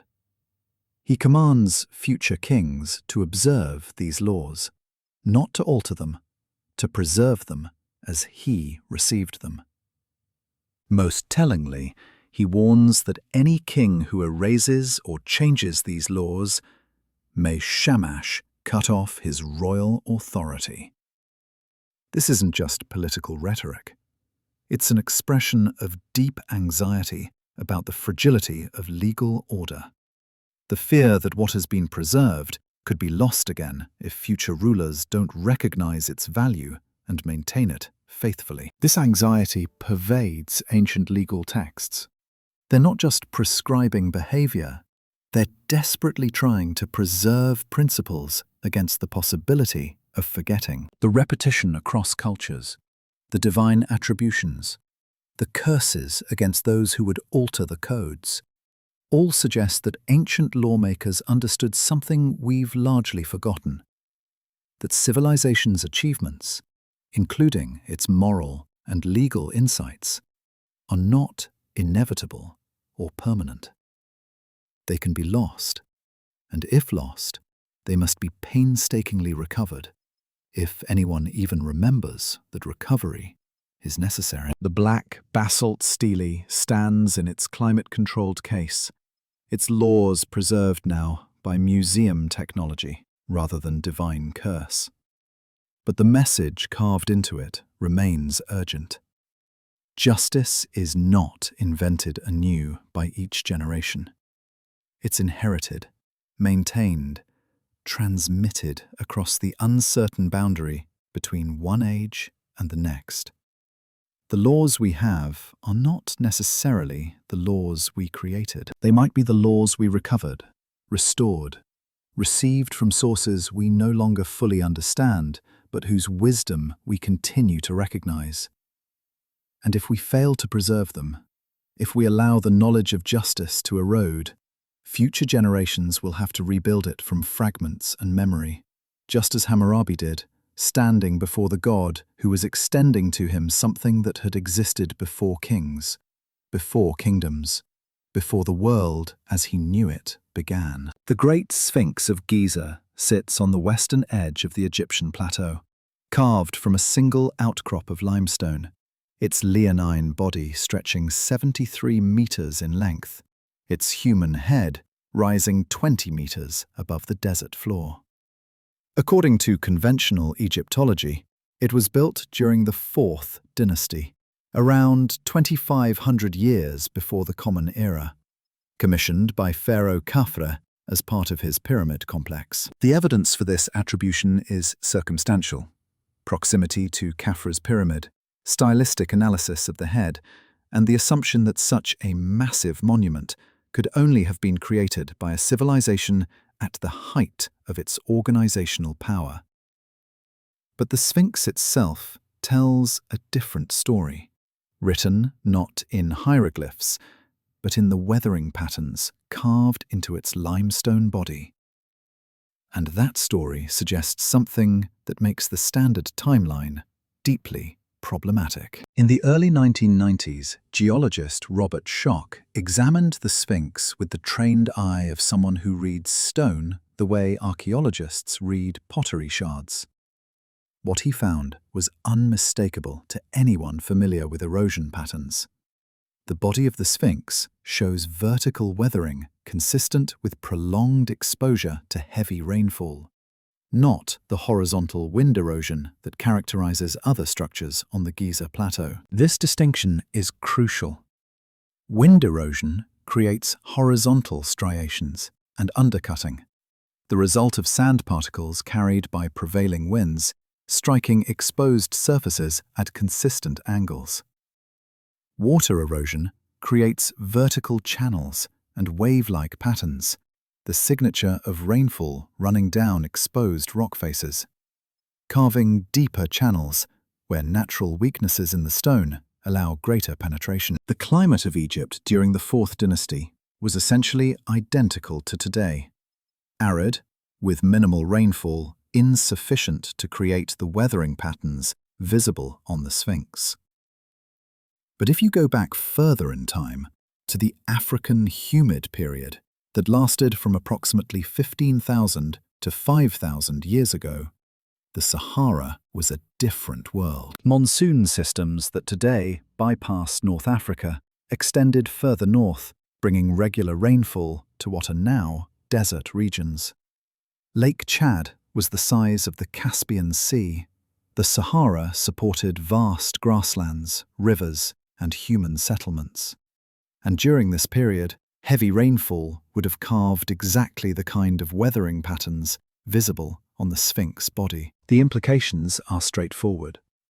If the Sphinx shows water erosion, and if Egypt hasn't experienced sufficient rainfall to create that erosion in the past 4,500 years, then the Sphinx must predate the conventional dating, not by decades or centuries, but by millennia. The weathering patterns suggest the monument was already ancient when dynastic Egypt emerged, that it sat on the plateau, accumulating rain damage while the climate was still wet, and that by the time the pharaohs built their pyramids nearby, the Sphinx was already a ruin, being restored, rather than a new construction being initiated. This geological evidence connects directly to textual evidence that Egyptology has traditionally dismissed as mythological.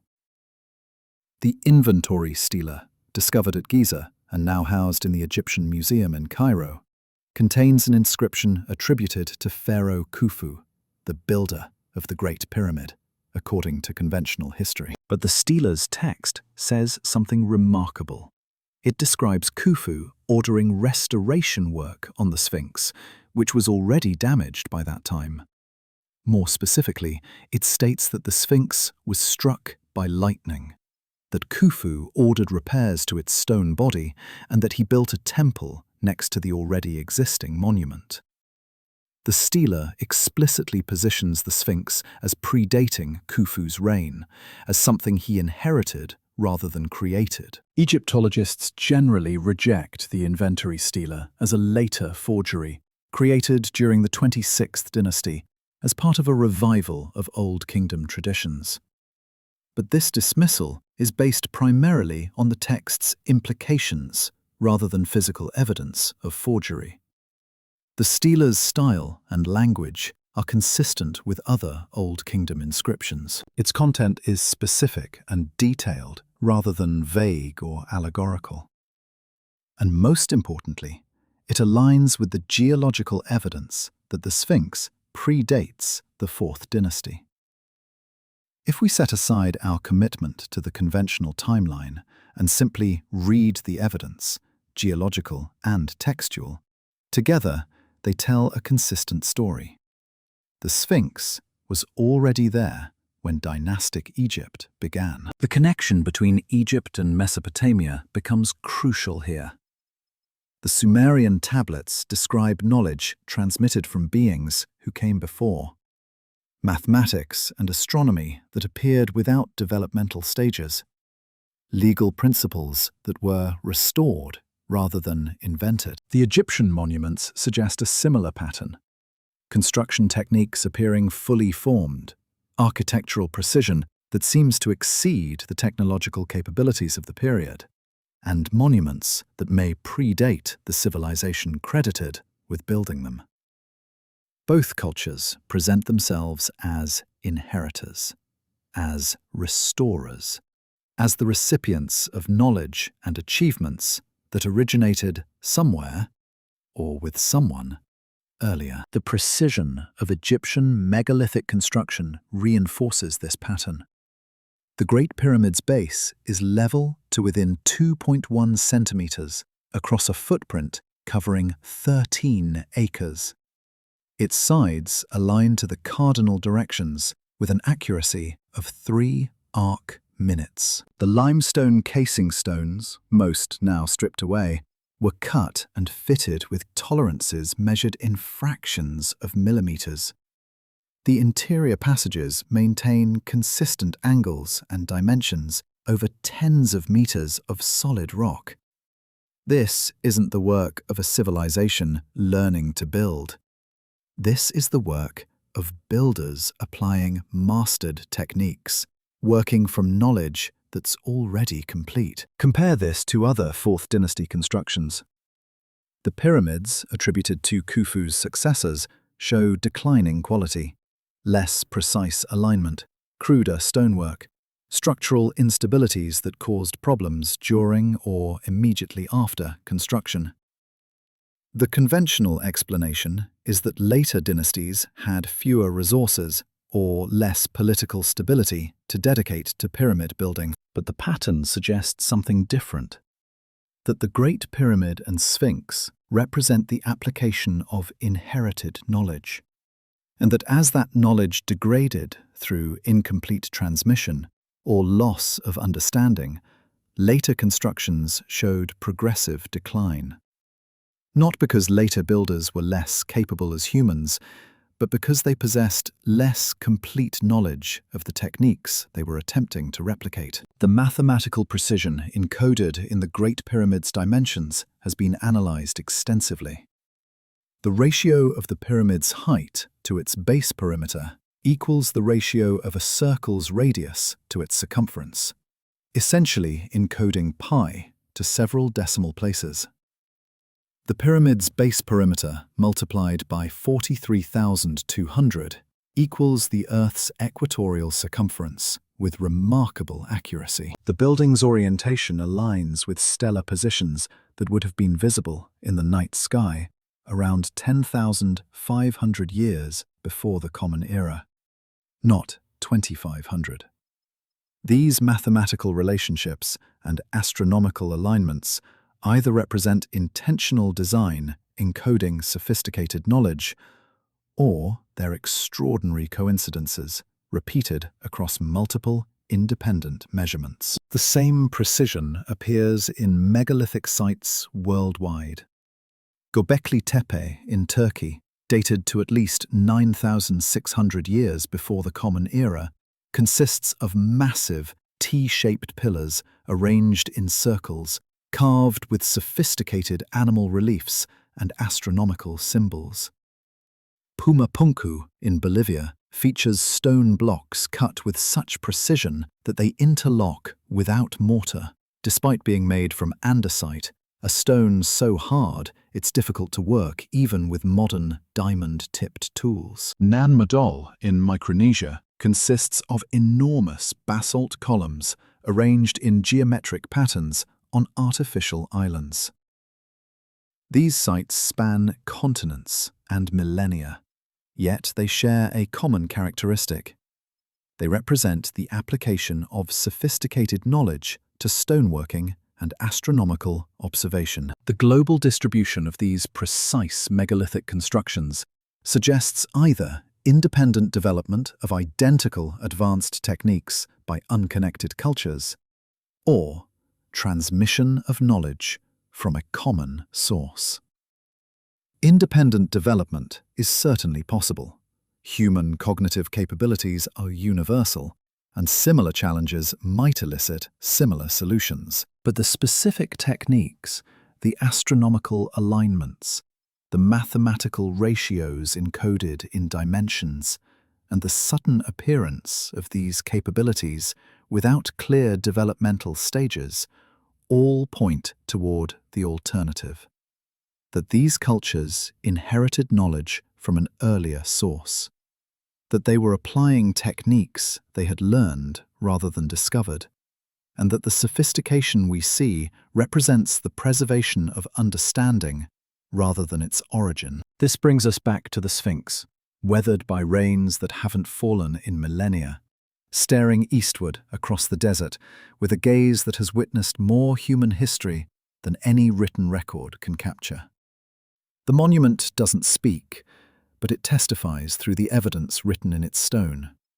The vertical erosion channels say, "I was here when it rained." The geological strata say that rainfall ended thousands of years before dynastic Egypt. The mathematical precision of nearby pyramids says someone knew how to encode sophisticated knowledge in stone. And the inventory stela says even the pyramid builders recognized that some things were already ancient in their time. The builders of impossible things weren't impossible. They were simply earlier than we've allowed ourselves to consider. The knowledge they possessed wasn't magical. It was mathematical, astronomical, geological, architectural. But it was knowledge that survived them, that was transmitted through catastrophe and time, that was applied by later cultures who may not have fully understood its origins, but recognized its value and attempted to preserve it. The monuments aren't mysteries because they're supernatural. They're mysteries because they're evidence of human achievement that our current historical timeline doesn't account for. Capability that existed when we insist capability couldn't exist. Knowledge possessed by people we've decided didn't possess it. The impossible things remain impossible only if we refuse to revise our assumptions about when and how human civilization achieved its first great flowering. Stone is the most permanent archive humanity has ever created. Paper burns, clay dissolves, metal corrodes. But stone endures, carrying its message across millennia with patient indifference to the civilizations that rise and fall around it. When ancient builders chose to encode knowledge in megalithic structures, massive stones arranged in precise patterns, aligned to celestial phenomena, incorporating mathematical ratios in their dimensions, they were creating a library that could outlast any catastrophe short of planetary destruction. And what that library preserves, when we learn to read it correctly, is evidence of a global pattern. Cultures separated by oceans and thousands of years, sharing sophisticated astronomical knowledge and geometric precision that conventional history says they shouldn't possess. The pattern begins with alignment. At Stonehenge in England, the heel stone marks the sunrise on the summer solstice with such precision that modern visitors gather annually to witness the alignment. At Newgrange in Ireland, a passage tomb built around 3,200 years before the Common Era channels the winter solstice sunrise directly into its central chamber, illuminating the interior for exactly 17 minutes. At Chichen Itza in Mexico, the Kukulkan Pyramid creates a serpent shadow during the spring and autumn equinoxes as sunlight interacts with the stepped architecture. At Angkor Wat in Cambodia, the temple's towers align with the spring equinox sunrise. These aren't approximate orientations or lucky accidents.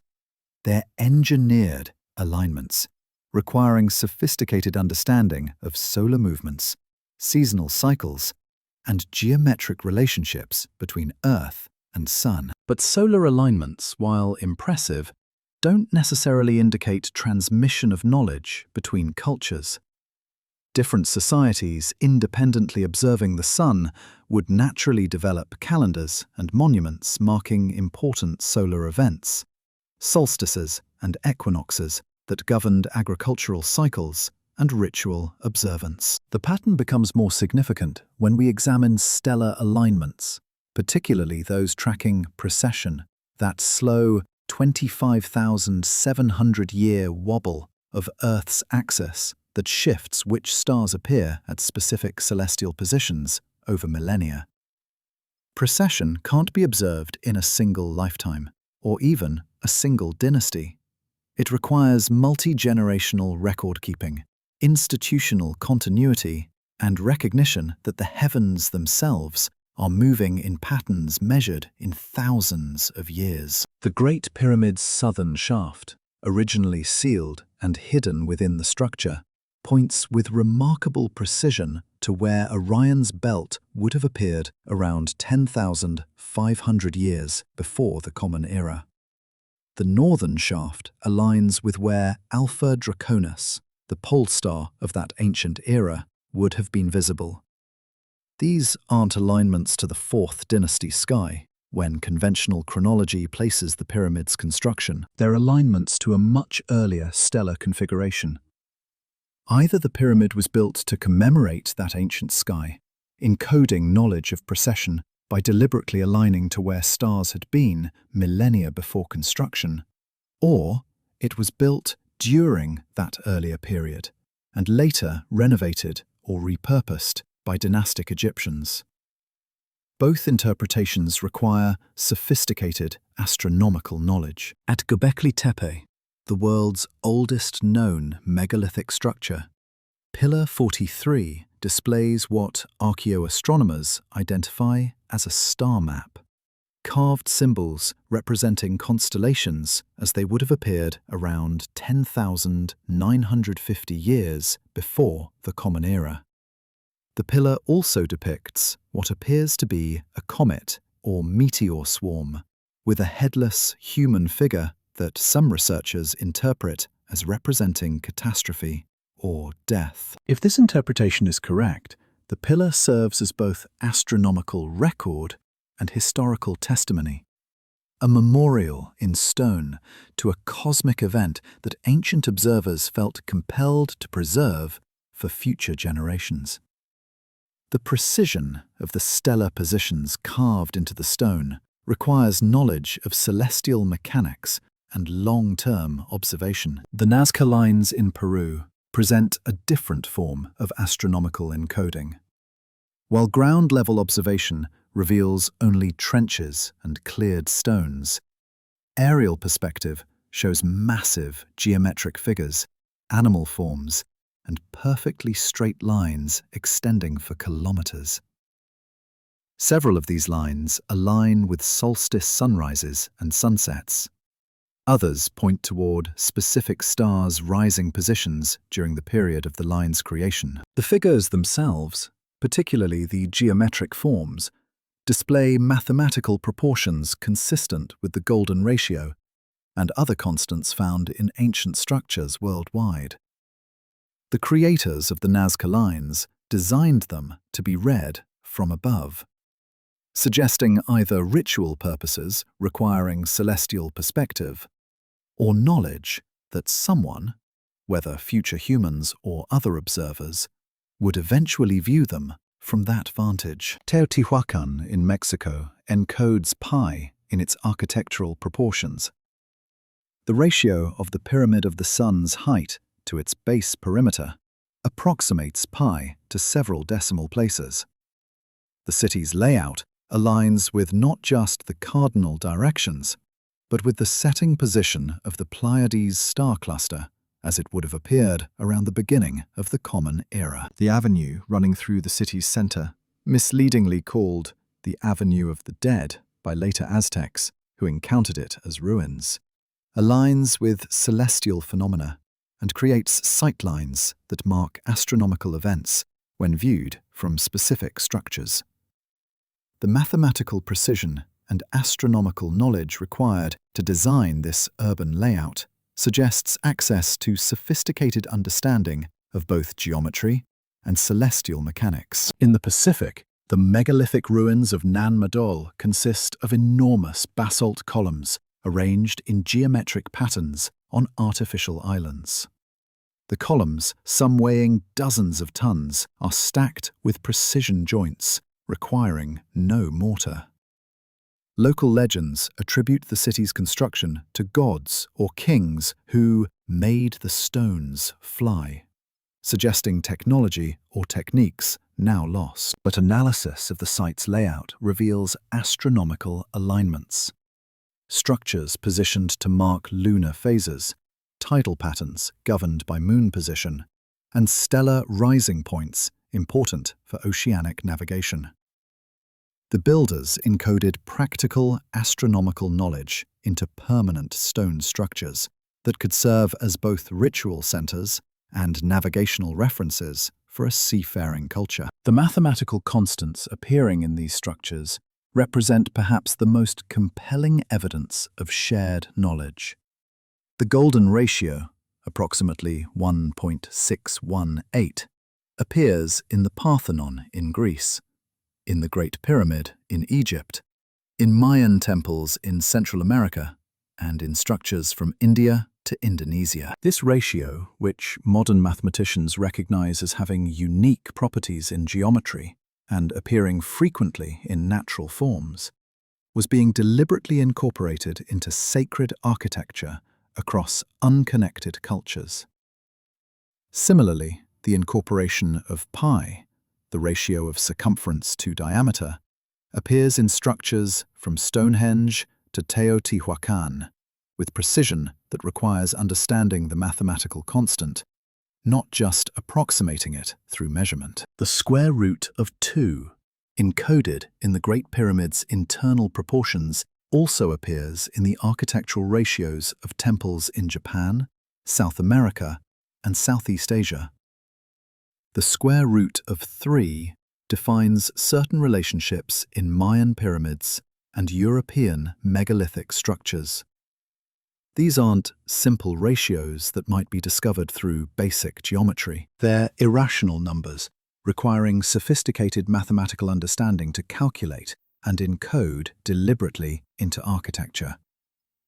The global distribution of these constants in megalithic structures built by cultures with no known contact suggests either improbable parallel development or transmission of mathematical knowledge from a common source. The precision of megalithic construction itself demonstrates knowledge that should require advanced tools and techniques. The Incan walls of Sacsayhuaman feature stones weighing hundreds of tons, fitted together with such exactness that a knife blade can't slip between them. The joints aren't straight. They're complex polygonal shapes interlocking in 3 dimensions, requiring precise cutting of both mating surfaces. The basalt blocks of Pumapunku are cut with 90-degree angles accurate to modern engineering standards, despite basalt's hardness making such precision difficult even with steel tools. The granite boxes in the Serapeum at Saqqara are hollowed from solid stone, with internal corners sharp and true, requiring removal of tons of material with precision that modern stonemasons find challenging to replicate. These technical capabilities appear suddenly in the archaeological record, are maintained for a period, then gradually decline or disappear. Egyptian Old Kingdom megalithic construction shows extraordinary precision. Middle Kingdom construction is less precise. New Kingdom builders largely abandoned massive stone construction for mud brick and smaller stones. This isn't the pattern of developing technology. It's the pattern of inherited knowledge gradually degrading as the full understanding behind the techniques is lost. Later builders could see the monuments, could attempt to copy them, but couldn't fully replicate them because they'd lost the complete technical knowledge that made the original construction possible. The astronomical knowledge encoded in these structures presents similar degradation. Ancient cultures that precisely tracked precession and planetary cycles often produced successor cultures that maintained the observations without understanding the underlying mechanics.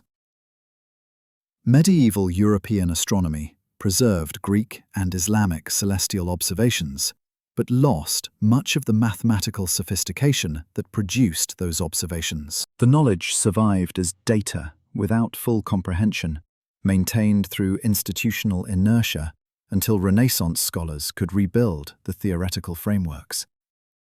This pattern of preservation without full understanding might explain how astronomical knowledge appears in ancient structures built by cultures that conventional history assumes were too primitive to possess such understanding. What the stone memory reveals is a global pattern of astronomical sophistication and mathematical precision existing far earlier and far more widely distributed than our standard historical narratives accommodate.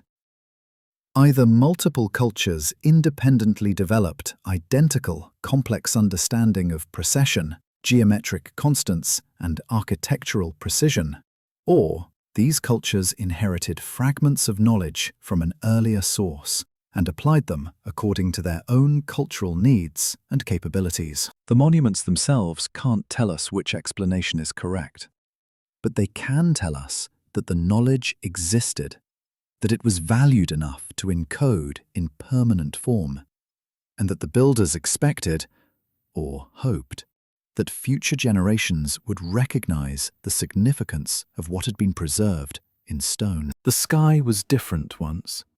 Not metaphorically different, not poetically transformed by the innocence of ancient observers who saw gods where we see physics.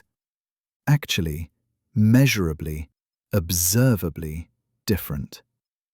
The stars occupied different positions relative to the horizon. The pole star was a different star. The constellations rose and set at different times of year, and according to geological evidence, astronomical data, and the testimony of ancient texts worldwide, the sky didn't change gradually through the slow process of precession alone. It changed catastrophically, violently, in events that transformed the heavens and the earth simultaneously. Events that ancient observers recorded with such urgency that their descriptions survived millennia of retelling, eventually finding permanent form in the earliest written records humanity produced. The geological evidence speaks first, in a language of impact craters, extinction layers, and climate discontinuities. Around 12,800 years ago, at the beginning of the Younger Dryas period, Earth experienced rapid climate change that reversed the warming trend following the last ice age.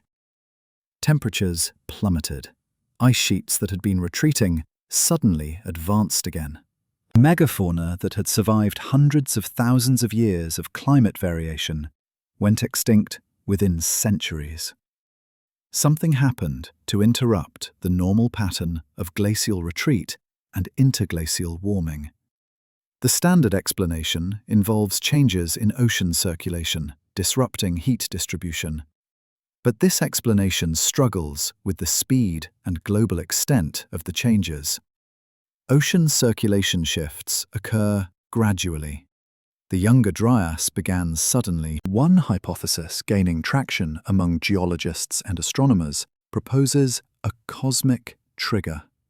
Fragments of a disintegrating comet or asteroid striking Earth's northern hemisphere, igniting wildfires across vast regions, disrupting atmospheric circulation and dumping enormous amounts of water from melting ice into the oceans.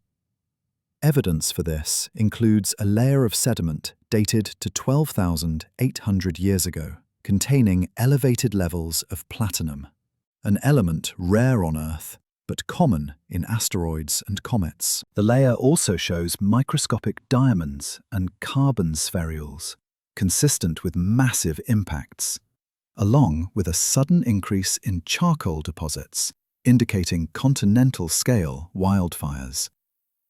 The physical archive suggests something struck Earth with enough force to fundamentally alter climate patterns for more than 1,000 years. Ancient texts describe events that align unsettlingly well with this geological evidence.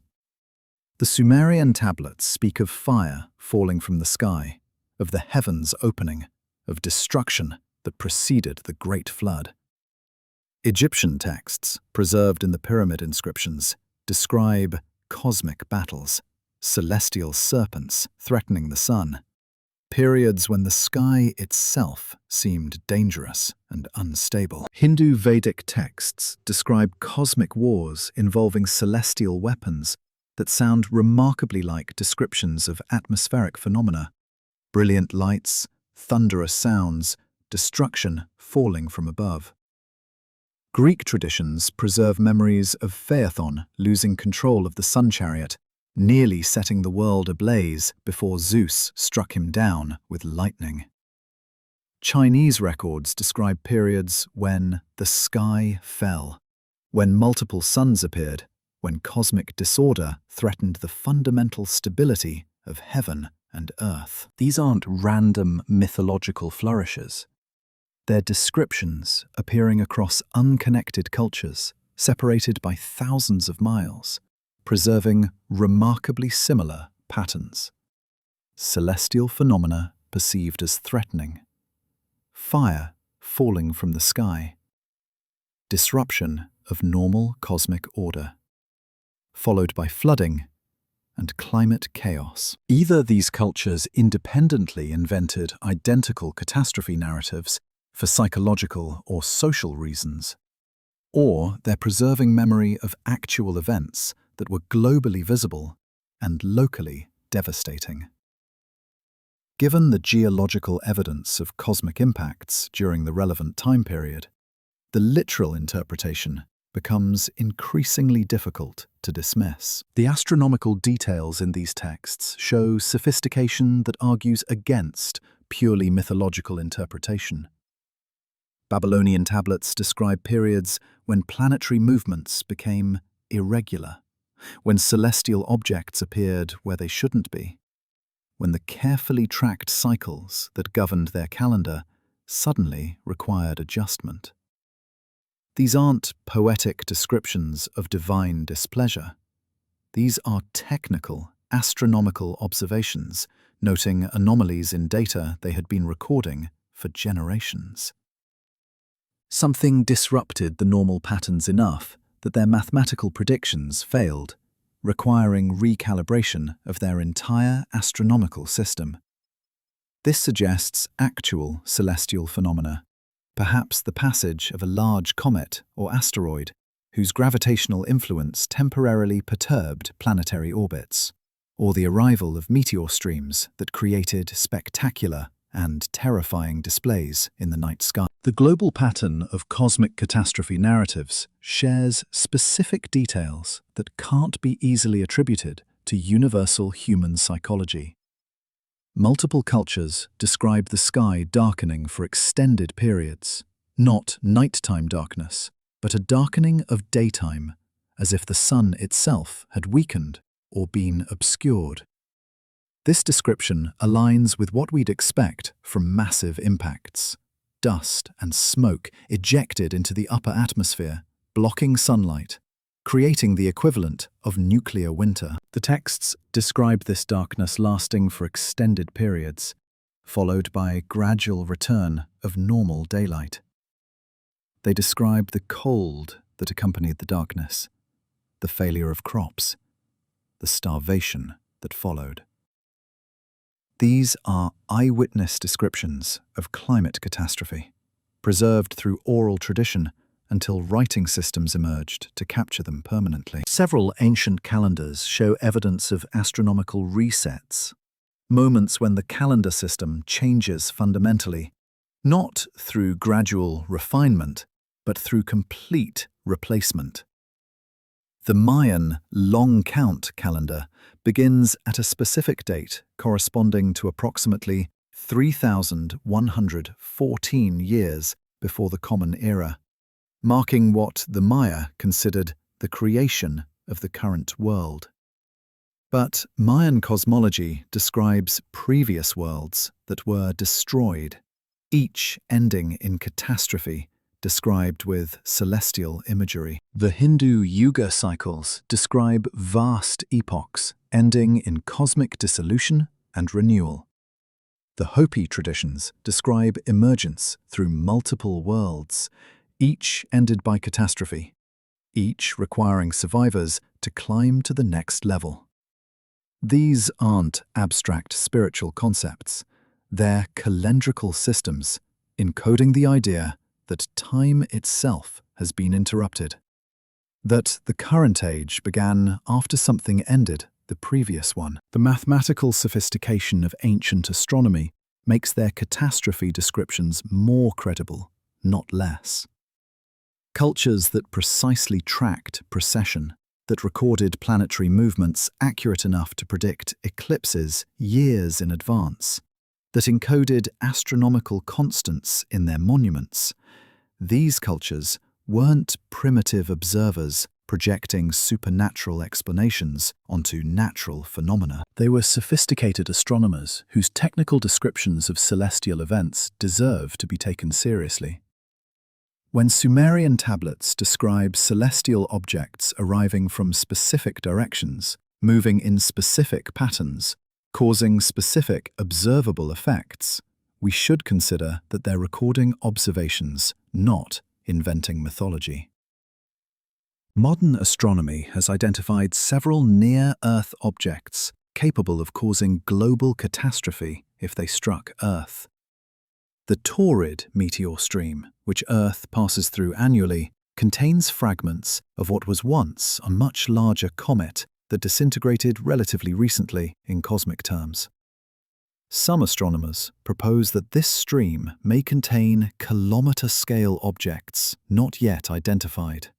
Objects large enough to cause civilization-ending impacts if Earth collided with them. The stream's debris field crosses Earth's orbit in patterns that bring higher concentrations of material at specific intervals measured in thousands of years.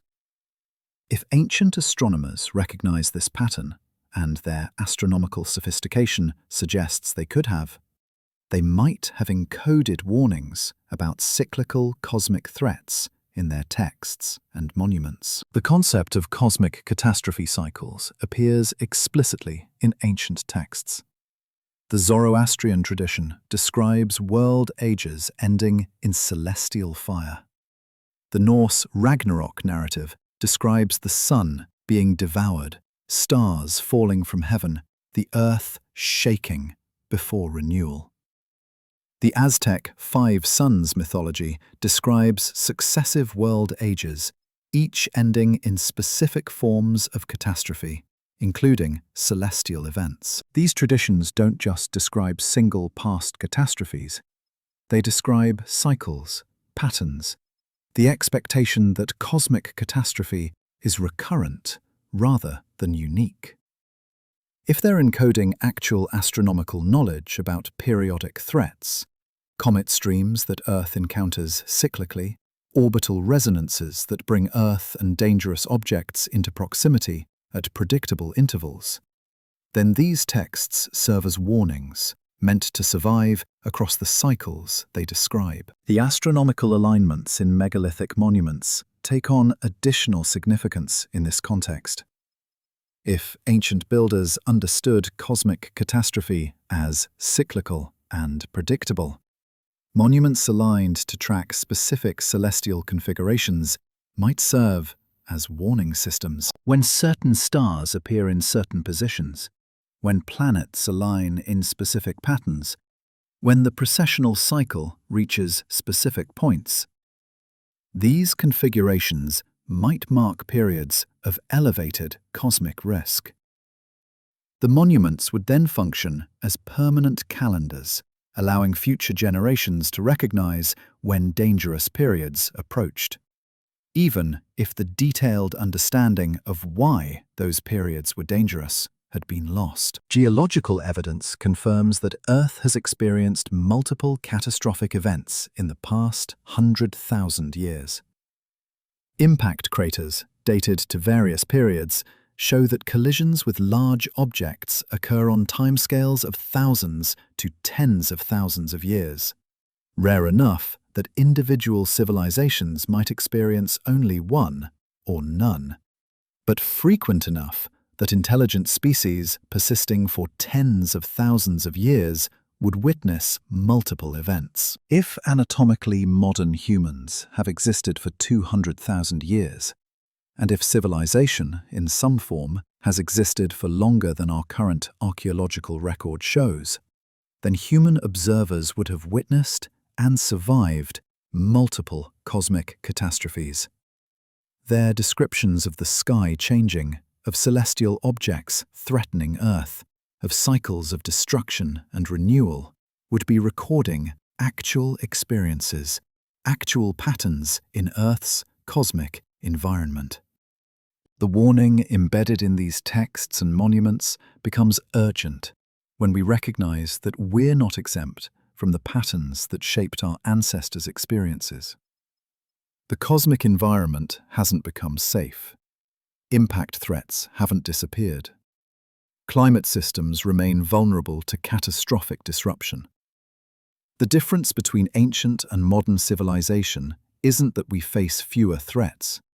It's that we've forgotten the threats exist. We've interpreted ancient warnings as mythology, dismissed catastrophe narratives as primitive superstition, and assumed that the stability we've experienced for the past few thousand years represents the normal state of Earth's interaction with the cosmos. But geological evidence and astronomical observation both suggest that stability is anomalous, that catastrophic disruption is the long-term pattern, and that our current interlude of cosmic quiet will eventually end. When the sky changed before, civilizations fell. Not because humans couldn't survive. Our species has survived multiple catastrophes, including the Toba supervolcanic eruption 74,000 years ago. But because the complex social structures, knowledge systems, and technological achievements that characterize civilization are fragile. They depend on stability, continuity, the preservation of institutional memory across generations. When that continuity breaks, knowledge evaporates within lifetimes. The survivors remember that they once knew more, that their ancestors could do things they can no longer replicate. Eventually, they begin trying to preserve what they remember, writing it down when writing systems re-emerge, encoding it in monuments that might survive the next catastrophe, warning future generations that the sky can change and will change again. Human DNA carries a library more complete than any clay tablet, more permanent than any stone monument. Written in sequences of chemical bases, the genetic code preserves not just the blueprint for building a human body, but the entire history of our species.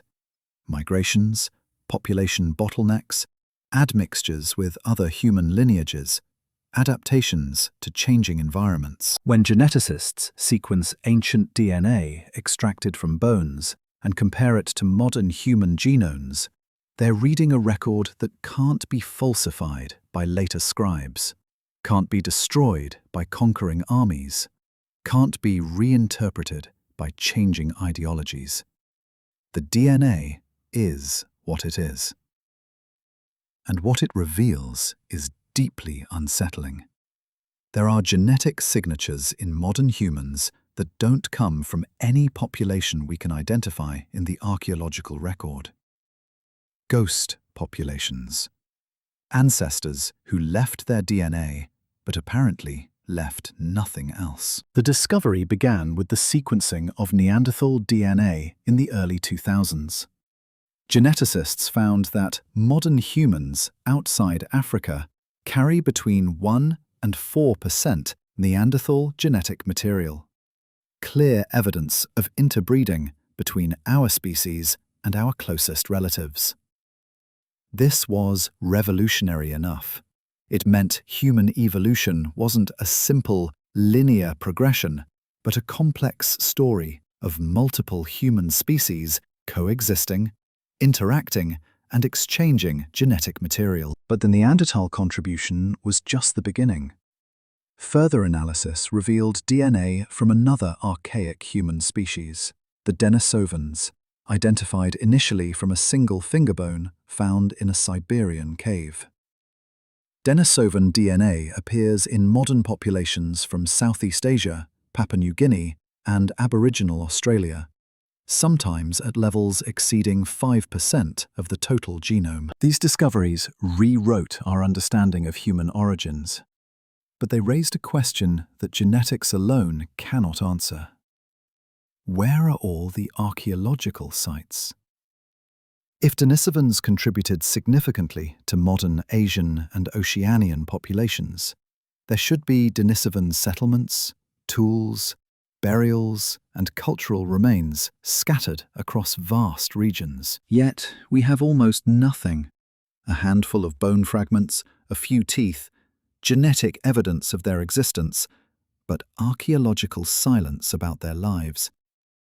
They're ghost populations in the most literal sense. We know they existed because their DNA persists, but their physical presence in the archaeological record is so minimal that without genetic evidence, we'd never know they were there. More troubling are the genetic signatures that don't match any known archaic human species. Analysis of African populations reveals genetic contributions from what researchers call ghost lineages. DNA sequences that are clearly ancient, clearly human, but don't match Neanderthals, Denisovans, or any other identified human species. These ghost lineages diverged from other human populations hundreds of thousands of years ago, persisted long enough to contribute to modern genomes, then disappeared completely from the archaeological record. We don't have their bones. We don't have their tools. We don't have their settlements. We only have the genetic echo they left in our DNA. Proof that they existed without any physical evidence of how they lived. The pattern repeats globally. In Southeast Asia, genetic analysis reveals population movements and admixtures that don't correspond to any known archaeological culture. In the Americas, the genetic diversity of indigenous populations suggests waves of migration and population structures more complex than the simple Bering Strait crossing model that dominated thinking for decades. In Europe, ancient DNA from Neolithic farmers shows contributions from populations that appear in the genetic record but have no clear archaeological correlates. It's as if significant portions of human history occurred without leaving the stone tools, pottery, and structural remains that archaeology depends on to reconstruct the past. This genetic silence becomes particularly relevant when we consider what types of societies might leave minimal archaeological traces. Hunter-gatherer populations living in coastal regions would have left most of their settlements below current sea level, drowned by the 120-meter sea level rise that occurred at the end of the last ice age. Sophisticated maritime cultures relying on organic materials, wood, fiber, leather, would leave almost nothing for archaeology to find, especially if their settlements were subsequently submerged. Populations living in tropical regions, where organic materials decompose rapidly, would have minimal preservation of anything except stone and ceramic. The absence of archaeological evidence doesn't prove absence of sophisticated populations. It might simply prove that some forms of human achievement are archaeologically invisible. The genetic data reveals something else unsettling: population bottlenecks. Moments when human genetic diversity crashed dramatically, indicating catastrophic population reduction. The Toba bottleneck, around 74,000 years ago, reduced human populations to perhaps as few as 3,000 to 10,000 breeding individuals globally. But there are signals of other bottlenecks, other moments when populations crashed and recovered. These genetic scars in our DNA align suspiciously well with the catastrophe narratives preserved in ancient texts. The floods, the cosmic impacts, the periods when the sky changed and civilization collapsed. The DNA remembers what oral tradition struggled to preserve, that humanity has repeatedly come close to extinction, that our current population represents survivors of multiple catastrophic events. When we connect these genetic mysteries to the textual evidence we've examined, a pattern emerges. The Sumerian tablets describe populations that existed before the flood. Knowledge possessed by people who came before, achievements that later cultures struggled to replicate. The genetic evidence shows populations that existed but left no clear archaeological trace, contributing to modern genomes but remaining otherwise invisible. Both sources, ancient texts, and modern genetics point toward the same conclusion. Human history is more complex, older, and more catastrophically disrupted than the simple narrative of steady agricultural development leading to civilization would suggest. The ghost populations might be the pre-flood inhabitants the tablets describe. Not mythological beings, not divine entities, but human populations whose settlements are now underwater, whose organic-based material culture decomposed millennia ago, whose sophisticated knowledge survived only through the oral traditions of survivors, who eventually wrote down what they remembered in the earliest texts we can still read. The mathematical knowledge appearing in Sumerian tablets, the astronomical sophistication encoded in megalithic monuments, the legal principles preserved in early law codes. These might be fragments of ghost population achievements, knowledge systems that survived their creators through transmission to daughter cultures that rebuilt after catastrophe. Consider the implications. If sophisticated human cultures existed during the Ice Age, they would have concentrated on coasts, where maritime resources and trade routes supported large populations. These coastal civilizations would have developed technologies appropriate to their environment: boat building, navigation, fishing, trade networks spanning oceanic distances. They might have developed mathematics for navigation, astronomy for maritime calendaring, legal systems for managing trade relationships. They would have been genuinely advanced, genuinely sophisticated, possessing knowledge and capabilities that later inland agricultural societies would struggle to match. And when sea levels rose, drowning their cities and forcing mass migration to higher ground, they would vanish from the archaeological record, while their DNA and their knowledge persisted in the survivors. Modern humans carry genetic material from at least 4 distinct human lineages: ancestral African populations, Neanderthals, Denisovans, and at least one ghost lineage that hasn't been identified from physical remains.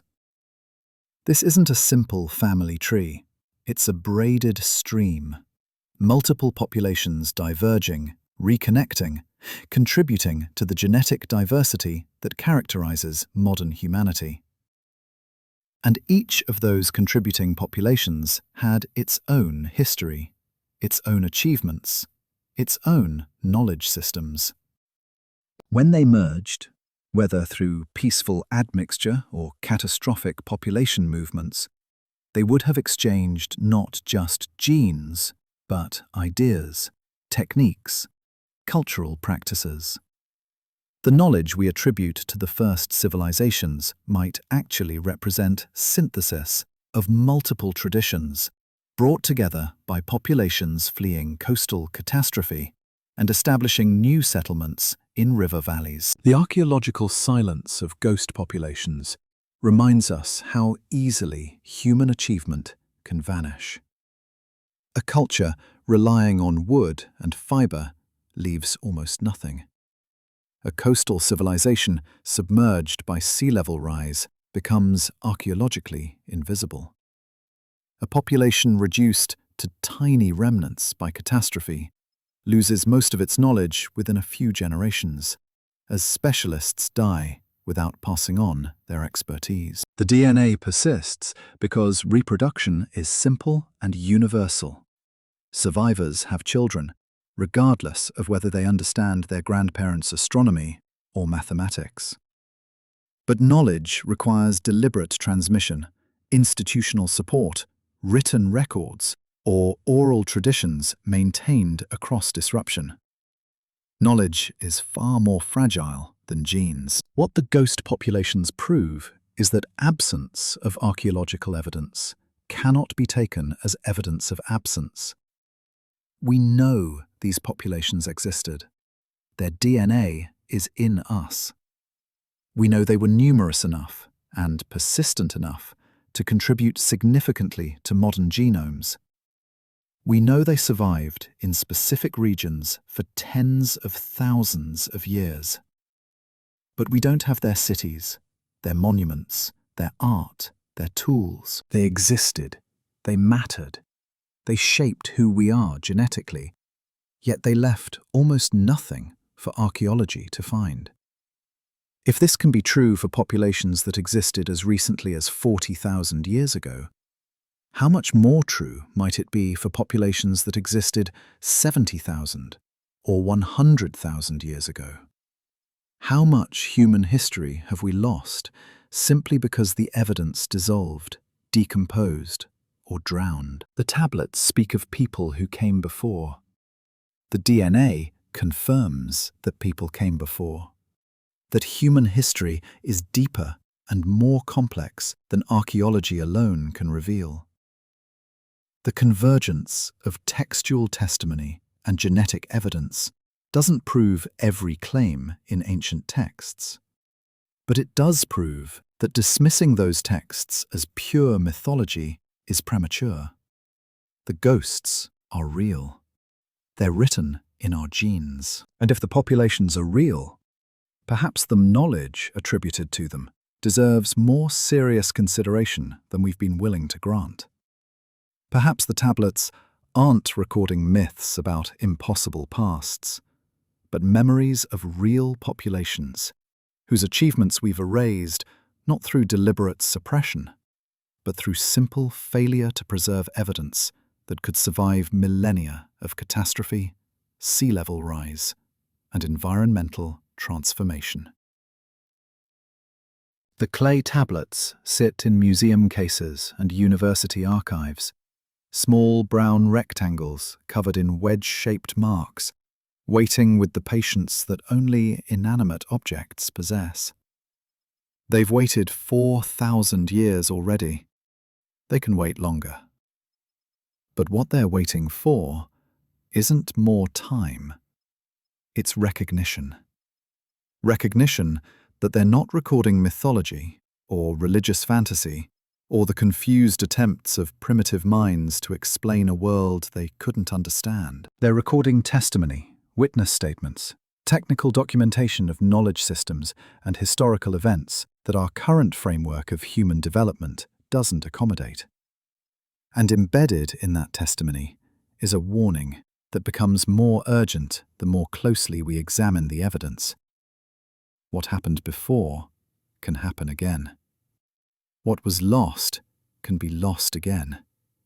The cycle doesn't end simply because we've forgotten it exists. We've examined the evidence from multiple independent sources, and the pattern is consistent across all of them.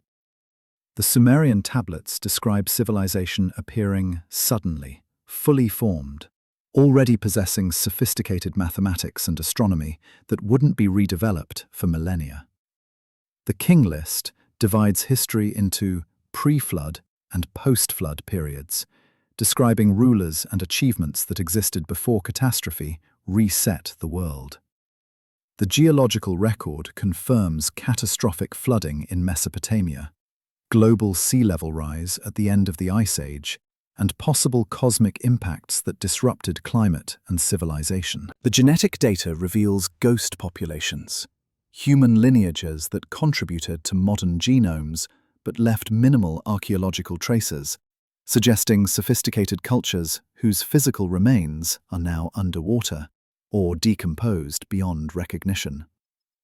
The megalithic monuments encode astronomical knowledge and mathematical constants that appear across unconnected cultures, suggesting either parallel development or transmission from a common source. Every line of evidence points toward the same conclusion. Human history is older, more complex, and more catastrophically disrupted than our standard narratives acknowledge. But evidence permits multiple interpretations, and intellectual honesty requires acknowledging all of them, rather than insisting on the interpretation that most challenges our assumptions. The first interpretation treats everything we've examined as mythological projection, psychological and cultural constructs that ancient peoples created to give meaning to their existence and authority to their institutions. In this view, the Anunnaki are personifications of natural forces or political hierarchies. The mathematical sophistication in tablets represents gradual development that archaeology simply hasn't yet traced in earlier remains. The flood narratives are cultural memories of local catastrophes amplified through retelling into cosmic events. The astronomical alignments in monuments are either coincidental or represent the maximum capability of their builders, not evidence of inherited knowledge. The ghost populations are simply humans whose remains haven't been found yet, not evidence of lost civilizations. This interpretation requires no revision of the standard historical timeline. It's safe, comfortable, and explains the evidence through known mechanisms of human psychology and cultural development. The second interpretation takes the evidence more literally as cultural memory of genuinely advanced human civilizations that predated the cultures we can currently trace archaeologically. In this view, sophisticated societies existed during the Ice Age, concentrated on coastal regions now drowned by sea level rise. These cultures developed mathematics, astronomy, architecture, and legal systems appropriate to their needs and capabilities. When catastrophic events, cosmic impacts, rapid climate change, massive flooding, destroyed their world, survivors carried fragments of knowledge inland, establishing new settlements in river valleys where they attempted to preserve and transmit what they remembered. The Sumerian civilization represents one such rebuilding effort, working from incomplete blueprints to restore knowledge systems they inherited but no longer fully understood. The Anunnaki in this interpretation are either the pre-catastrophe populations themselves, remembered as beings of superior knowledge and capability, or their mythologized versions of the knowledge bearers who taught survival populations what they needed to rebuild. The mathematical and astronomical sophistication appears suddenly because it's being recovered and applied, not developed from scratch. The monuments encode knowledge in permanent form because the survivors understood how completely knowledge can be lost when institutional continuity breaks. The third interpretation is more unsettling, because it takes the texts at face value in ways that require reconsidering not just human history, but humanity's relationship with the cosmos. In this view, the Anunnaki were exactly what the tablets describe: beings not indigenous to Earth, possessing capabilities beyond human norm, who arrived, transmitted knowledge, modified or guided human development, and eventually departed or withdrew.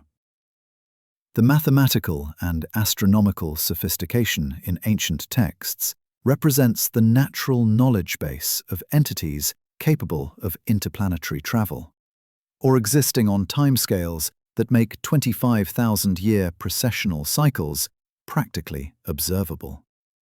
The sudden appearance of civilization represents not gradual human development, but accelerated transmission of knowledge from external sources. The genetic anomalies, the ghost populations, the unexplained admixtures might represent biological interventions or hybrids between human populations and something else. The monuments serve as both knowledge repositories and potential communication devices, encoding information meant to survive across the catastrophe cycles that the builders knew were recurring patterns rather than unique events. This interpretation doesn't require supernatural intervention, just recognition that not from here doesn't mean impossible, that the universe is vast enough and old enough that insisting on Earth's unique status as a home for technological civilization requires more faith than acknowledging the possibility of external influence. These three interpretations aren't necessarily mutually exclusive. The truth might incorporate elements of all three: mythological projection layered over cultural memory of lost human civilizations that themselves might have experienced contact with or influence from something beyond current human understanding. The tablets might simultaneously be recording psychological projections, preserving memories of real historical events, and describing encounters that our current frameworks cannot accommodate. The warning they carry works regardless of which interpretation we favor, because the warning isn't about gods or aliens or lost Atlantean civilizations. The warning is about fragility. Civilization is fragile. Knowledge is fragile. The institutional structures that preserve understanding across generations are fragile. The environmental stability that allows complex societies to function is fragile.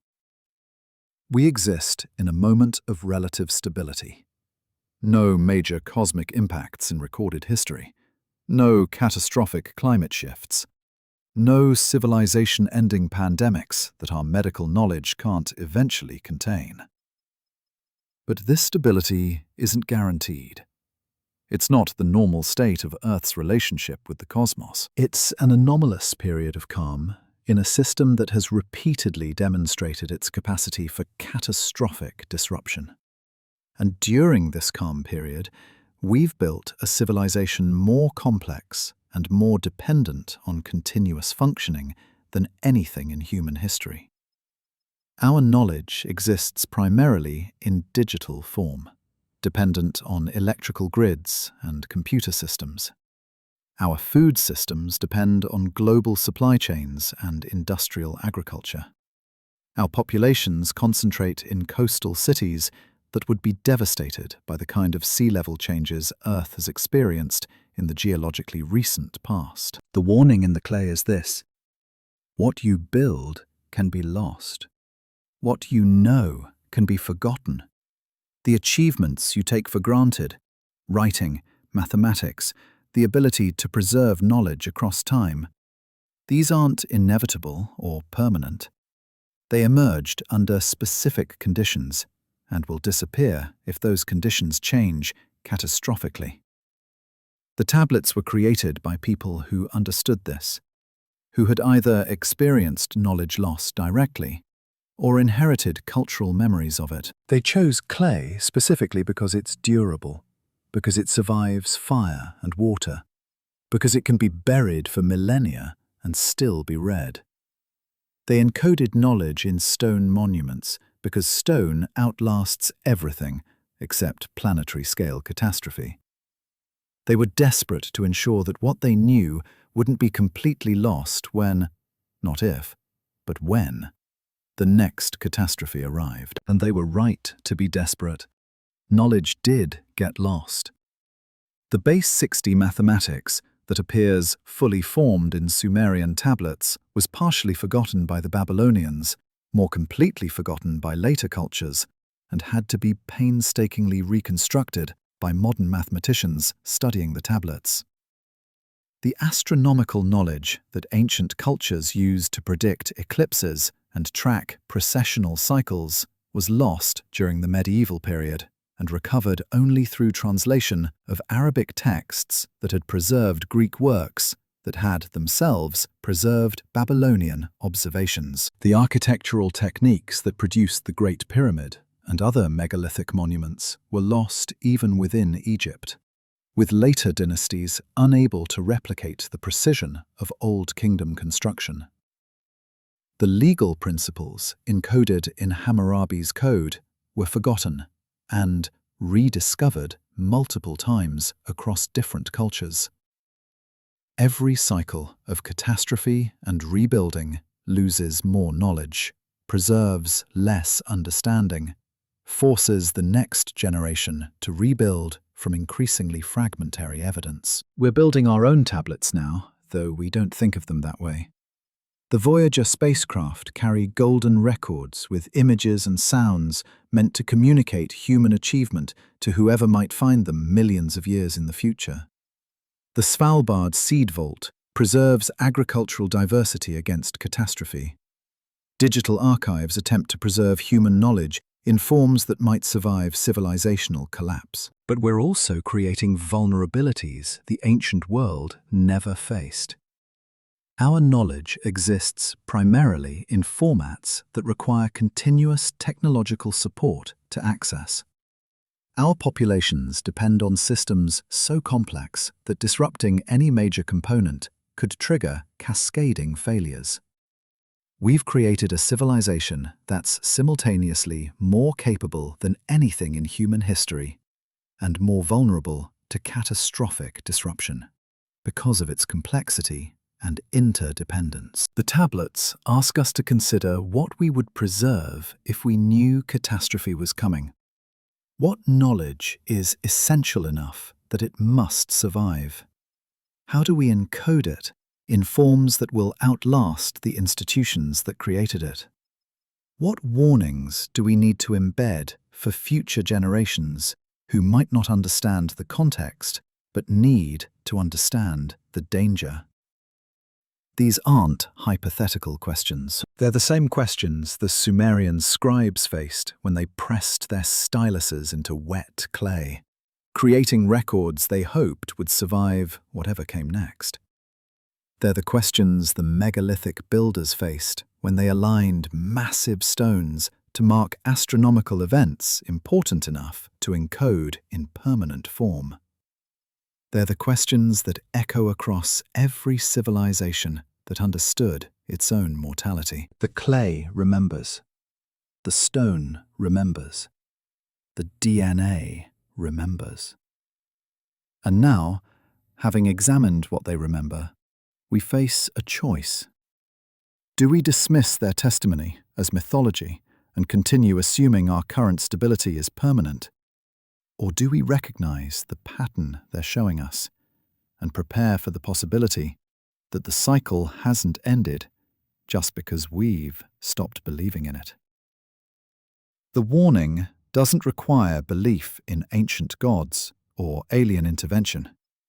It only requires recognition of what the evidence actually shows: that civilizations rise and fall, that knowledge can be lost completely, that catastrophe is cyclical rather than unique, and that what we fail to preserve in permanent form will vanish as completely as the achievements of the ghost populations whose DNA we carry, but whose cities we cannot find.